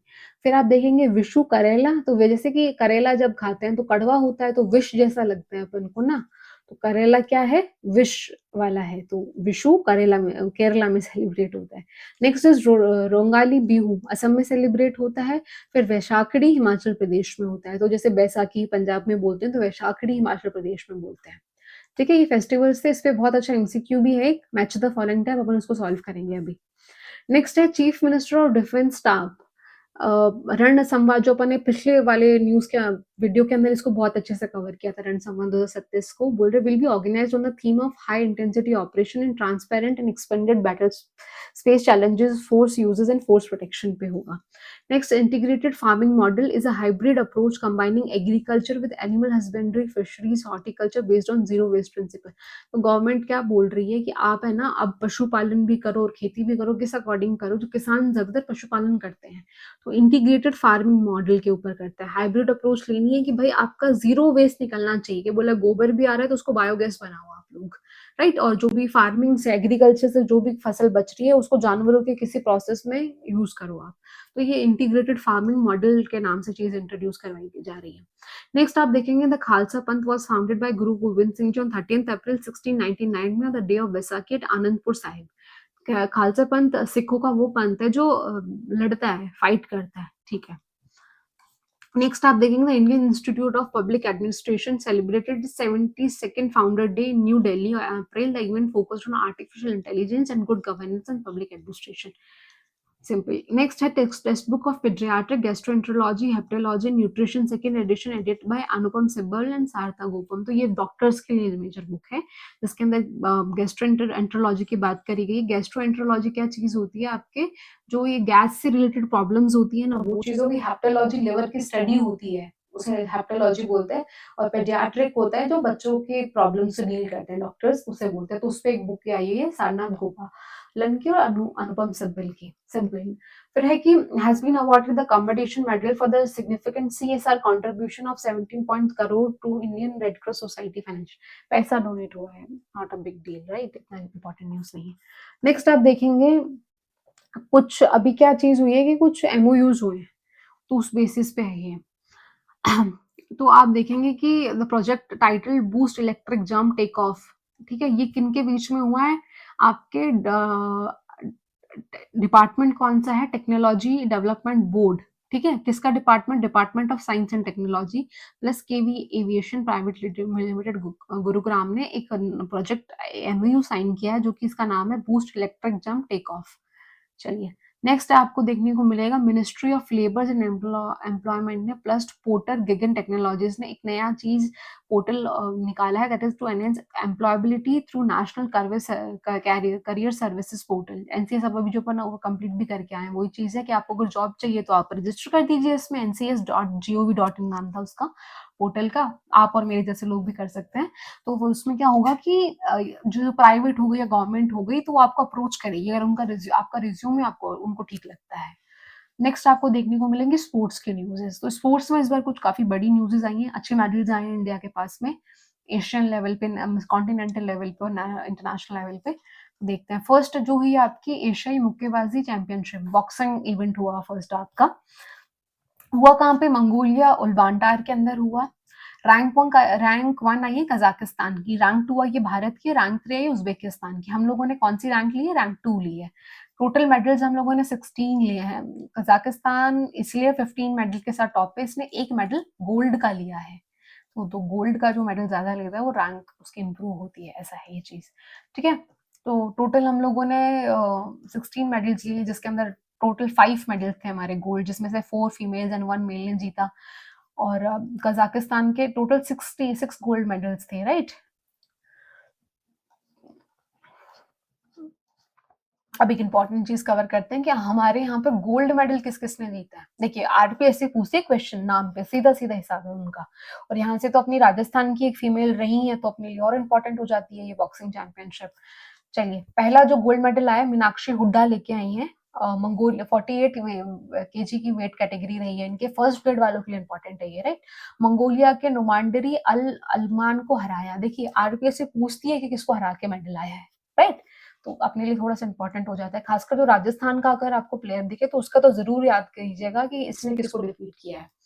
तो मीनाक्षी हुड्डा को मेडल आया है, मंगोलिया के इन्होंने प्लेयर को हराया है, अमागालन को। फिर है प्रीति पवार, 54 वेट कैटेगरी के अंदर है ये, चीन की हैं जो, इनकी वेन हुआंग को उसको हराया इन्होंने। प्रिया खंगास 60 केजी वेट कैटेगरी की है, कोरिया के उनग्योन वॉन को हराया है, कोरियन थी उनको हराया। अब देखो अरुंधति चौधरी कोटा राजस्थान की है, राजस्थान की इंपॉर्टेंट है, 70 केजी इनकी वेट कैटेगरी। मैं तो कहूंगी वेट कैटेगरी भी आप याद कर लीजिए, राइट। फिर है कजाकिस्तान की, राइट, कजाकिस्तान की बकीत सईडिश को हराया है इन्होंने। बकीत नाम से याद कर लीजिए कि इसमें अरुंधति ने किसको हराया है? बकीत को हराया है। और इनकी वेट कैटेगरी क्या है? 70 केजी वेट कैटेगरी है फीमेल्स में। गोल्ड मेडल आया है इनको, राइट। नेक्स्ट, पुरुषों में केवल एक गोल्ड मेडल है जो कि विश्वनाथ सुरेश ने जीता है 50 केजी वेट कैटेगरी के अंदर। हराया किसको है? जापान के ताइचे एआईवी को हराया है इन्होंने, एआईवी को हराया है। रजत पदक आए हैं, कुछ सिल्वर मेडल्स आए हैं हमारे पास, जिसके अंदर पहला तो जैस्मीन लंबोरिया, अल्फिया पठान और सचिन सहवाग ने मेडल लेके आए हैं। अरुंधति चौधरी काफी इंपॉर्टेंट है आने वाले जो 1-2 महीने में एग्जाम्स होने वाले हैं उसके लिए। नेक्स्ट आपको देखने को मिलेगी 43rd बैडमिंटन एशियन चैंपियनशिप। तो ये हुई 7 से 12 अप्रैल को हुई है। स्थान कहाँ हुई है? चीन के अंदर हुई है। श्रेणी मतलब इसमें singles, main singles, women singles, doubles, mix doubles ऐसे होते हैं इसके अंदर। तो फर्स्ट जो पुरुष का गोल्ड मेडल आया है वो अपने आया है चाइना के हैं शी यूकी। तो इनको गोल्ड मेडल गया है किस चीज का? बैडमिंटन एशिया चैंपियनशिप का। कौन सा एडिशन था? 43rd एडिशन था ये। और जो सिल्वर मेडल आया इंडिया के पास में आया है आयुष शेट्टी भारत, तो मतलब इनसे हार के अपने आयुष शेट्टी सिल्वर मेडल लेके आए। फाइनल मैच चल रहा था इन दोनों के बीच में। फिर महिला विमेन सिंगल्स के अंदर आपको देखने को मिलेगा गोल्ड जो आया है दक्षिण कोरिया के पास आया है, जिसमें किसने जीता है? एनसे यंग ने जीता है। और सिल्वर मेडल गया है चाइना के पास विमेन सिंगल्स में, वान जी के पास। दूसरा है आपके पास में मेंस डबल, गोल्ड मेडल गया है दक्षिण कोरिया के पास में और सिल्वर भी गया है दक्षिण कोरिया के पास में। गोल्ड मेडल में किसने जीता है मेंस डबल में? किम वान हु और सिया यू सेंग जाई ने। और रजत मेडल जीता है मिन ह्यूक और डोंग जू ने। Think simple. और फिर फीमेल्स डबल में आपके जीता है स्वर्ण, ओनली स्वर्ण आया है, वो चाइना के पास गया है, तो ली जिंग और डो जुमिन ने जीता है। फिर आपके मिक्स डबल्स हैं तो उसके अंदर आपके गोल्ड और सिल्वर। गोल्ड तो गया है दक्षिण कोरिया के पास में और जो सिल्वर मेडल है वो थाईलैंड के पास में गया है। गोल्ड मेडल मिक्स डबल्स में किम हे योन और जांग जियोंग ने जीता है। और जो सिल्वर मेडल है आपके थाईलैंड के पास वो डेचापॉल और सेपसिली ने जीता है। अपने लिए सबसे ज्यादा इंपॉर्टेंट इस न्यूज का सिल्वर मेडल है आयुष शेट्टी ने, भारत के हैं, सिल्वर मेडल जीता है। कहाँ जीता है? 43rd badminton Asia championship. ठीक है, चलिए, चाइना में हुई थी, याद रखिएगा, निम्बगो शहर के अंदर। नेक्स्ट न्यूज अपनी आती है सीनियर एशिया कुश्ती चैंपियनशिप, जो कि रेसलिंग चैंपियनशिप हुई अपनी हुई कहाँ पे? ये बिश्केक किर्गिस्तान के अंदर हुई है आपके। हुई 6 से 12 अप्रैल को बीच में हुई है। और ये इसकी जो फ्री स्टाइल होती है ग्रॉक रिमन, ये गेम से जो रिलेट करते होंगे उन्हें पता होगा कि ये कैटेगरीज होती हैं इनकी। तो ये फ्री स्टाइल में तो ईरान जीता है, ग्रीक रोमन के अंदर ईरान, और महिला में चीन चाइना ने जीता है। टोटल जो रैंक आई है, हम लोगों की रैंक आई है 5th इसके अंदर, 5वीं रैंक आई है, 17 मेडल्स अपने पास इन टोटल आए हैं। पहला स्थान ईरान ने प्राप्त किया है रेसलिंग चैंपियनशिप में, आई थिंक ये नेशनल गेम भी है ईरान का रेसलिंग। दूसरा है जापान ने जीता है रेसलिंग में, तीसरा है चाइना ने, चौथा है किर्गिस्तान ने, ठीक है। पांचवा अपन लोगों ने जीता है 17 पदक के साथ, केवल 2 गोल्ड मेडल आए हैं। फर्स्ट में आया है सुजीत कक्कल का एंड फिर है अभिमन्यु मांडवाल का। तो दोनों मेल आए हैं मेडल, 2 पुरुषों के फ्री स्टाइल में आए हैं ये, ठीक है, 65 वेट कैटेगरी में और 70 केजी वेट कैटेगरी के अंदर। नेक्स्ट आपको देखने को मिलेगा फिडे महिला कैंडिडेट टूर्नामेंट। इसमें क्या है हुआ है, काफी बड़ी बात है, वैशाली रमेश बाबू ने वर्ल्ड चैंपियनशिप के लिए कंटेंडरशिप रख दी है इन्होंने, मैच जीत के अब ये फाइट करेंगी आपके वर्ल्ड चैंपियनशिप में। तो ये मतलब वहां के लिए क्वालिफाई किया है, तो ये बहुत फीमेल, फर्स्ट फीमेल है शायद, ऐसा कुछ है इनका साथ। तो साइप्रस में हुए इवेंट हुआ था आयोजित फिडे महिला कैंडिडेट टूर्नामेंट 20 के अंतिम दौर में कैटरीना लगानो, ये किसको हरा के जीती है, जो जिनको इन्होंने डिफीट करके जीता है वो है कैटरीना, ठीक है, उनका पूरा नाम जाता है कैटरीना लगानो। फिर है हराकर जीत हासिल की और महिला विश्व चैंपियन के लिए जू यूवेन को चुनौती देने हेतु पहला स्थान पक्का किया है। किसके साथ अगला मैच इनका वर्ल्ड चैंपियनशिप में होने वाला है, वू वेनजून के साथ में। चलिए नेक्स्ट है सावन बरवाल। सावन बरवाल एक आर्मी के ही वो हैं, अपने रनर हैं। इन्होंने अभी एक अपनी मैराथन हो रही थी, कहाँ पे हो रही थी ये, मैराथन हो रही थी आपके कहाँ पे, पुरुषों की 26 रॉटरडैम के अंदर, रॉटरडैम, रॉटरडैम में मैराथन हो रही थी। तो इंडिया का जो कम से कम बहुत पुराना रिकॉर्ड इन्होंने तोड़ा है और 20वां स्थान हासिल किया है इस मैराथन के अंदर। तो सावन बरवाल क्या है, सावन बरवाल क्या है, धावक हैं आपके, किसके हैं ये, भारतीय सेना के, हिमाचल प्रदेश से बिलोंग करते हैं। चलिए ठीक है। नेक्स्ट आपकी हुई है मॉन्ट कार्लो मास्टर्स 26 चैंपियनशिप हुई है। ये केटीपी मास्टर्स वगैरह संस्करण 119 सिंगल्स के परिणाम दिखते हैं मेजर, हुई फ्रांस में है ये, तारीख 5 से 12 को हुई। जीता कौन है देखिए सिंगल्स में, जो विजेता है वो जैनिक सिनर है, हरा के कार्लोस अल्कार्स को हरा के ये विनर बने हैं जैनिक सिनर। जैनिक सिनर ने क्या जीता है, मोंटो कार्ल्स मोटर्स जीता है। डबल्स में किसने जीता है, केविन क्रेजिवेट और टीम पुटेज जर्मनी से जीते हैं ये, ठीक है। तो ये मॉन्टे कार्लो मोटर्स 26 वाली न्यूज थी, फिडे थी। सावन बरवाल का नाम जरूर याद रखना है अपन को। वैशाली रमेश बाबू चेस प्लेयर है, ये बात याद रखना है, पूछता है अपना आरपीएससी इस पे, इन पे क्वेश्चन। एंड फिर आपकी ये जो रेसलिंग चैंपियनशिप हुई है, इसमें इंडिया का 5th रैंक आया है 17 मेडल के साथ में, जिसमें 2 गोल्ड है अपने। फिर अपनी ये जो खासी न्यूज है बैडमिंटन एशिया चैंपियनशिप वाली, आयुष शेट्टी ने सिल्वर मेडल दिया है, तो ये इंपॉर्टेंट हो जाती है। चलिए अब इनके कुछ क्वेश्चंस कर लेते हैं।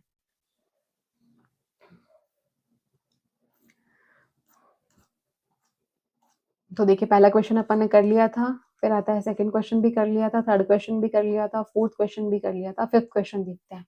सरल एआई पे क्वेश्चन है ये, अनुसंधान नेशनल रिसर्च फाउंडेशन वाला। तो इसमें बोलते हैं कि किसने डेवलप किया सरल एआई, किट हैज डेवलप्ड सरल, बिल्कुल एएनआरएफ ने डेवलप किया सरल एआई को। फिर क्या है, सरल एआई क्या एम करता है, to simplify complex scientific research paper and patents to better understanding, बिल्कुल। ANRF is also responsible for the divine इंटरट्यूजम में, ये तो नीति आयोग में किया था। तो फर्स्ट स्टेटमेंट सेकंड स्टेटमेंट सही जाके ऑप्शन ए करेक्ट चला जाएगा फिफ्थ का। नेक्स्ट अपन चलेंगे सिक्स्थ क्वेश्चन पे। ये ई सेफर इनिशिएटिव है, साइबर सखी बनाएंगे, सीडैक ने लॉन्च किया Hyderabad in collaboration with the Reliance, बिल्कुल सही बात है। स्टेटमेंट 2 है कि साइबर सखीज बनाना चाहती है 29 तक 10 लाख वुमेन को in rural India only, yes yes बिल्कुल सही स्टेटमेंट है। तीसरी बात बोलती है main focuses on providing digital security and financial literacy to the women, specifically to the rural women. तो डी ऑप्शन 1 2 3 करेक्ट चला जाएगा इसका। नेक्स्ट आप देखेंगे कि एशियन बॉक्सिंग चैंपियनशिप अभी अपन कवर करके आएंगे।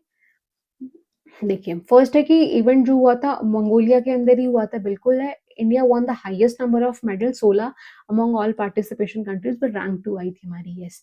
Kazakhstan top medal with winning 6 gold, तीनों ही स्टेटमेंट्स करेक्ट हैं इसके, तो डी ऑप्शन करेक्ट चला जाएगा। इनको आप पॉज करके क्वेश्चंस को सॉल्व करने की कोशिश जरूर कीजिएगा, क्योंकि अपन न्यूज पढ़ के आए हैं सारी, तो आपको आइडिया होगा कि किस तरीके से सॉल्व की जाएगी ये। नेक्स्ट अपन देखेंगे गोवा डिपॉजिट रिफंड स्कीम का। देखिए पहले बोलते it follows the waste to wealth pledge to reduce littering on beach, क्यों किया है कि गंदगी रोक सके गोवा, ठीक है। स्टेटमेंट 2 आप देखेंगे कस्टमर पे या ग्रीन डिपॉजिट, सही बात है, 2 से 10 रुपए का, ये वाला पॉइंट भी सही है इसका। तीसरा बोलते हैं डिपॉजिट नॉन रिफंडेबल, नहीं भाई पैसा वापस आएगा तभी तो जमा करेंगे। थर्ड स्टेटमेंट गलत हो गया, 1 2 ए ऑप्शन करेक्ट हो जाएगा। नेक्स्ट रिगार्डिंग द ई श्रम पोर्टल, अनऑर्गेनाइज्ड वर्कर्स के लिए है ये। स्टेटमेंट 1 क्या जाता है आपका, it was launched by ministry of labour and employment in August 21, बिल्कुल सही है। It aims to create a national database of unorganised workers, सही बात है। It provides a unique 12 digit, बिल्कुल यूएन नंबर देगा हर वर्कर को ये, तो इसका ऑप्शन सी 1 2 3 तीनों करेक्ट चला जाएगा 9th का। 10th क्वेश्चन आपको देखने को मिलेगा, consider the statement of 61st Femina Miss India 26, देखिए इसका 10वां क्वेश्चन डी। तो the winner of the title was Sadhvi Satish Sail from Goa, बिल्कुल गोवा में रह के साधना करिए तो वो विनर तो बनना ही है। फिर आपको देखने को मिला theme was connecting the daughters of the soil, daughters of the soil कि भाई देखो, तो Miss Femina, Femina Miss India है तो फीमेल्स ही पार्ट लेती हैं इसमें, डॉटर्स, तो daughters of the soil theme है इसकी। Third statement the event feature a display of handlooms of 30 states, बिल्कुल, ताकि उनको बढ़ावा मिल सके, तो तीनों स्टेटमेंट्स करेक्ट है, डी ऑप्शन करेक्ट चला जाएगा इसका। फिर है 11th आपका जो क्वेश्चन है, कर्नल सोनम वांगचुक को रिलेटेड है ये क्वेश्चन, राइट। तो इसमें क्या है कि he was known as the lion of Ladakh, वो हैज, बिल्कुल अभी जो भी इनका देहांत हो गया तो ये न्यूज में आए हैं, और लॉयन ऑफ लद्दाख के नाम से जाने जाते थे, जाने जाते हैं। He had a contingent captured Chorbatla during the 99 Kargil war, second statement भी सही है। फिर बोलते ही वाज अवार्डेड परमवीर चक्र, नहीं इनका पास आया था महावीर चक्र, नॉट परमवीर चक्र, ठीक है। तो option A 1 and 2 only correct. Next question आप देखेंगे, with reference to the 3D glass semiconductor packaging unit consider these statements. हमने देखा 3D ग्लास वाली चीज काफी थी, फर्स्ट टाइम हो रही है कंट्री के अंदर तो इंपॉर्टेंट हो ही जाती है। पहला स्टेटमेंट क्या आता है इसका कि भुवनेश्वर में इंफो वैली के अंदर, बिल्कुल सही। Statement second, it uses glass substrate technology instead of traditional silicon, बिल्कुल ये बात मैंने आपको बताई थी कि ऐसे ही है ये चीज, सिलिकॉन को रिप्लेस करके ग्लास आएगा सेमीकंडक्टर फॉर्मेशन में। कौन मिलके बना रहा है, 3D glass solution incoming from the USA, बिल्कुल तीनों स्टेटमेंट्स करेक्ट हैं, बी ऑप्शन करेक्ट हो जाएगा इसका। नेक्स्ट क्वेश्चन आप देखेंगे, consider the following statement Womenia initiative के अंडर, विमेनिया वाली चीज है कि उनका ऐप है, ये सामान बेचेंगी गवर्नमेंट का। तो 13th आप देखेंगे तो क्या है, it was launch by the market place in January 29, ठीक है, सही स्टेटमेंट है। ऐसे फिर बोलते हैं it falls under the ministry of women, नहीं मिनिस्ट्री ऑफ कॉमर्स, मतलब मिनिस्ट्री ऑफ बिजनेस वाली के अंडर था ये। फिर है third, its goal is to allow women artisan SG small help groups to sell directly to government buyers, बिल्कुल, तो first and 3 correct, option A चला जाएगा। नेक्स्ट आप देखेंगे क्वेश्चन, तो इसके साथ क्या चीज़ है, ये किस बारे में क्वेश्चन है, अच्छा जो कारी ने जीता है वो, कि फर्स्ट की कारी को रिसीव हुआ है एक्रेडिटेशन, बिल्कुल, कि भाई इनका जो टेस्टिंग का लेवल है वो ग्लोबल लेवल से मीट करता है। सेकंड है कांकड़िया कोचिंग रिपोर्ट अहमदाबाद का पहला वाटर न्यूट्रल रेलवे बन गया, बिल्कुल सही स्टेटमेंट है ये सेकंड भी। थर्ड आप देखेंगे NFDC under the ministry of information broadcasting, ठीक है, तो तीनों स्टेटमेंट्स करेक्ट हैं इसके। चलिए नेक्स्ट क्वेश्चन अपन देखेंगे 15th, तो ये गुरु भैरव के टेम्पल के ऊपर में है। क्या है कि प्राइम मिनिस्टर इनॉग्रेट किया मांड्या, इसकी जो डिस्ट्रिक्ट थी कर्नाटका, बिल्कुल सही स्टेटमेंट है। Second, it is built in the traditional Dravidian style, देखो कर्नाटका में साउथ में तो द्रविडियन स्टाइल का टेम्पल होगा, तो सेकंड स्टेटमेंट भी करेक्ट है। Third, it is dedicated to Shri Bal Gangadhar नाथ महास्वामी जी, जो कि आपकी संप्रदाय परंपरा से रिलेशन रखते हैं, तो तीनों स्टेटमेंट्स करेक्ट हैं, बी ऑप्शन करेक्ट चला जाएगा। नेक्स्ट है आपके पास में मैच ऑफ द फॉलोइंग, तो आपको देखने को मिलेगा कि एएनआरएफ आपका क्या है, इसने क्या सरल एआई लॉन्च किया, नीति आयोग ने डिवाइन इंडिया कंपाइलेशन निकाली, शीडेक बनाना चाहती है आपकी ये ई सेफ हर, और फिर एलआईसी ने सुपर सेल साथी, तो फर्स्ट का बी, तो ए ऑप्शन करेक्ट चला जाएगा ना, सेकंड का, ठीक है। नेक्स्ट क्वेश्चन आप देखेंगे तो क्या क्वेश्चन है, मैच ऑफ द फॉलोइंग में, अच्छा अपन ने जो फेस्टिवल्स करे थे, राइट, तो इसके अंदर क्या चीज है कि पुतंदू बोलते हैं हिमाचल प्रदेश तमिलनाडु के अंदर, विशु का विश करेला कड़वा से अपन ने याद किया था, तो ये केरला। रोंगाली बिहू जो है वो आपका, और वैशाखड़ी हिमाचल प्रदेश था, रोंगाली बिहू असम था, तो इसका फर्स्ट का सी, सेकंड का डी। तो एक ऑप्शन करेक्ट चला जाएगा। आप इनको पॉज के सॉल्व करने की कोशिश जरूर कीजिएगा। नेक्स्ट अपन देखेंगे कि कुछ नई चीजें हुई है मैच ऑफ द फॉलोइंग, तो फर्स्ट ऐसे बोलते हैं कि धोलेरा क्या था, ये आपके चिप फैब्रिकेशन वो है, तो सी में जाएगा। भुवनेश्वर के अंदर क्या चीज़ होने वाली है? 3D ग्लास पैकेजिंग यूनिट है। देहरादून के अंदर क्या है? इकोनॉमिक कॉरिडोर खुला है अभी। अहमदाबाद में क्या है? अपने कॉमनवेल्थ गेम होने वाले हैं। तो फर्स्ट का सी, सेकंड का डी, थर्ड का ए ऑप्शन करेक्ट चला जाएगा। नेक्स्ट आप देखेंगे साध्वी सतीश कौन है? इन्होंने मिस फेमिना का टाइटल जीता है, तो फर्स्ट विनर है ये, मतलब फर्स्ट विनर है ये।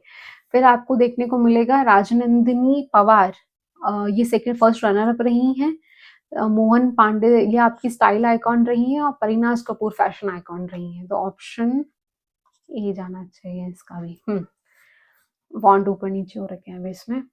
अच्छा, ये अब आ गया है बॉक्सिंग चैंपियनशिप को लेके। अरुंधति चौधरी 70 केजी, कोटा राजस्थान से, बहुत इंपॉर्टेंट नेम है। सेकंड आपकी इंडियन वुमेन्स टीम के कितने मेडल आए हैं आपके? 10 मेडल्स आए थे इसके अंदर, बिल्कुल। कजाकिस्तान को कितने मिले? 15 मेडल मिले थे। इंडिया को टोटल 16 मेडल। ठीक है, ए ऑप्शन करेक्ट चला जाएगा। नेक्स्ट आप देखेंगे the city has been announce the host for the 2030 commonwealth game summit. बिल्कुल, अहमदाबाद को किया है अनाउंस। फिर है what is the name of first Indian flagged LPG tanker? Jag Vikram, बहुत इंपॉर्टेंट है, जग विक्रम का नाम जरूर याद रखिएगा। नेक्स्ट है 12 किलोमीटर एलिवेटेड हाईवे कॉरिडोर, कौन से उससे निकलता है नेशनल? राजा जी, कहाँ पे है ये? उत्तराखंड के अंदर, बहुत इंपॉर्टेंट है। नेक्स्ट आपको देखने को मिलेगा who won the silver medal for the India in the badminton Asia championship? Ayush Shetty ने मेडल जीता है। नेक्स्ट आप देखेंगे फोइला बिशु, ये क्या है? ये बंगाल का फेस्टिवल है, ठीक है ना? ठीक है। नेक्स्ट आप देखेंगे, ये अपन ने कर लिया ऑलरेडी, मत्स्य 6000 क्या है? सबमरीन थी, राइट? 6000 फीट में जाएगी, और वहां से क्या निकालना है? Petroleum and gas. तो समुद्रयान मिशन के अंडर है ये। नेक्स्ट आप देखेंगे 29th क्या है? Goa deposit refund scheme. क्या था इसका मोटो? क्या था? वेस्ट टू वेल्थ रिसाइकलिंग था, गोवा ने लॉन्च किया है। क्या करने के लिए? लिटरिंग रोकने के लिए। लिटरिंग मतलब क्या होता है कि आप गंदगी फैलाते हैं ना, that is that. Next is 29 में क्या है कि कौन जीता है इसको? साध्वी सतीश जीती हैं, और कौन से स्टेट से हैं वो? गोवा से हैं, स्टेट से। चलिए, नेक्स्ट आप देखेंगे the denotified nomadic semi nomadic community development board किस ईयर में फॉर्म हुआ था? ये हुआ था 2019 में फॉर्म, ठीक है। ये क्या था ना कि सीड स्कीम के तहत इनको घर देना चाहती है गवर्नमेंट, तो स्पेसिफिक इन्होंने सोशल जस्टिस मिनिस्ट्री के अंडर, है ना, ये बोर्ड बनाया। किसके लिए? नोमैडिक के लिए, ठीक है। तो दिस वाज ऑल। अगर आपको इसकी पूरी पीडीएफ चाहिए, मेन कंटेंट की भी और ये क्वेश्चंस की भी, आप या तो क्वेश्चन एक बार और वीडियो देखने के बाद लगाइएगा, जरूर लगाइएगा। ये जो क्वेश्चंस आते हैं बोर्ड के, उसी पैटर्न पे क्वेश्चन बनाए गए हैं। और इसकी जो पीडीएफ वगैरह चाहिए तो आपको लोक बंधु करंट अफेयर्स, जो डिस्क्रिप्शन में आपको लिंक मिल जाएगा, वहां से ज्वाइन कर लीजिए, जो कि अलग चैनल है लोक बंधु से, करंट अफेयर का अलग चैनल है। तो this was all, and please do like the video and subscribe the channel. अभी जब इसका थर्ड पार्ट आएगा अपना अप्रैल का, जिसमें अपन 20 से लेके 21 से लेके 30 अप्रैल तक का पूरा न्यूज कवर करेंगे, तो उस तरीके से पूरा महीना कवर होगा आपका।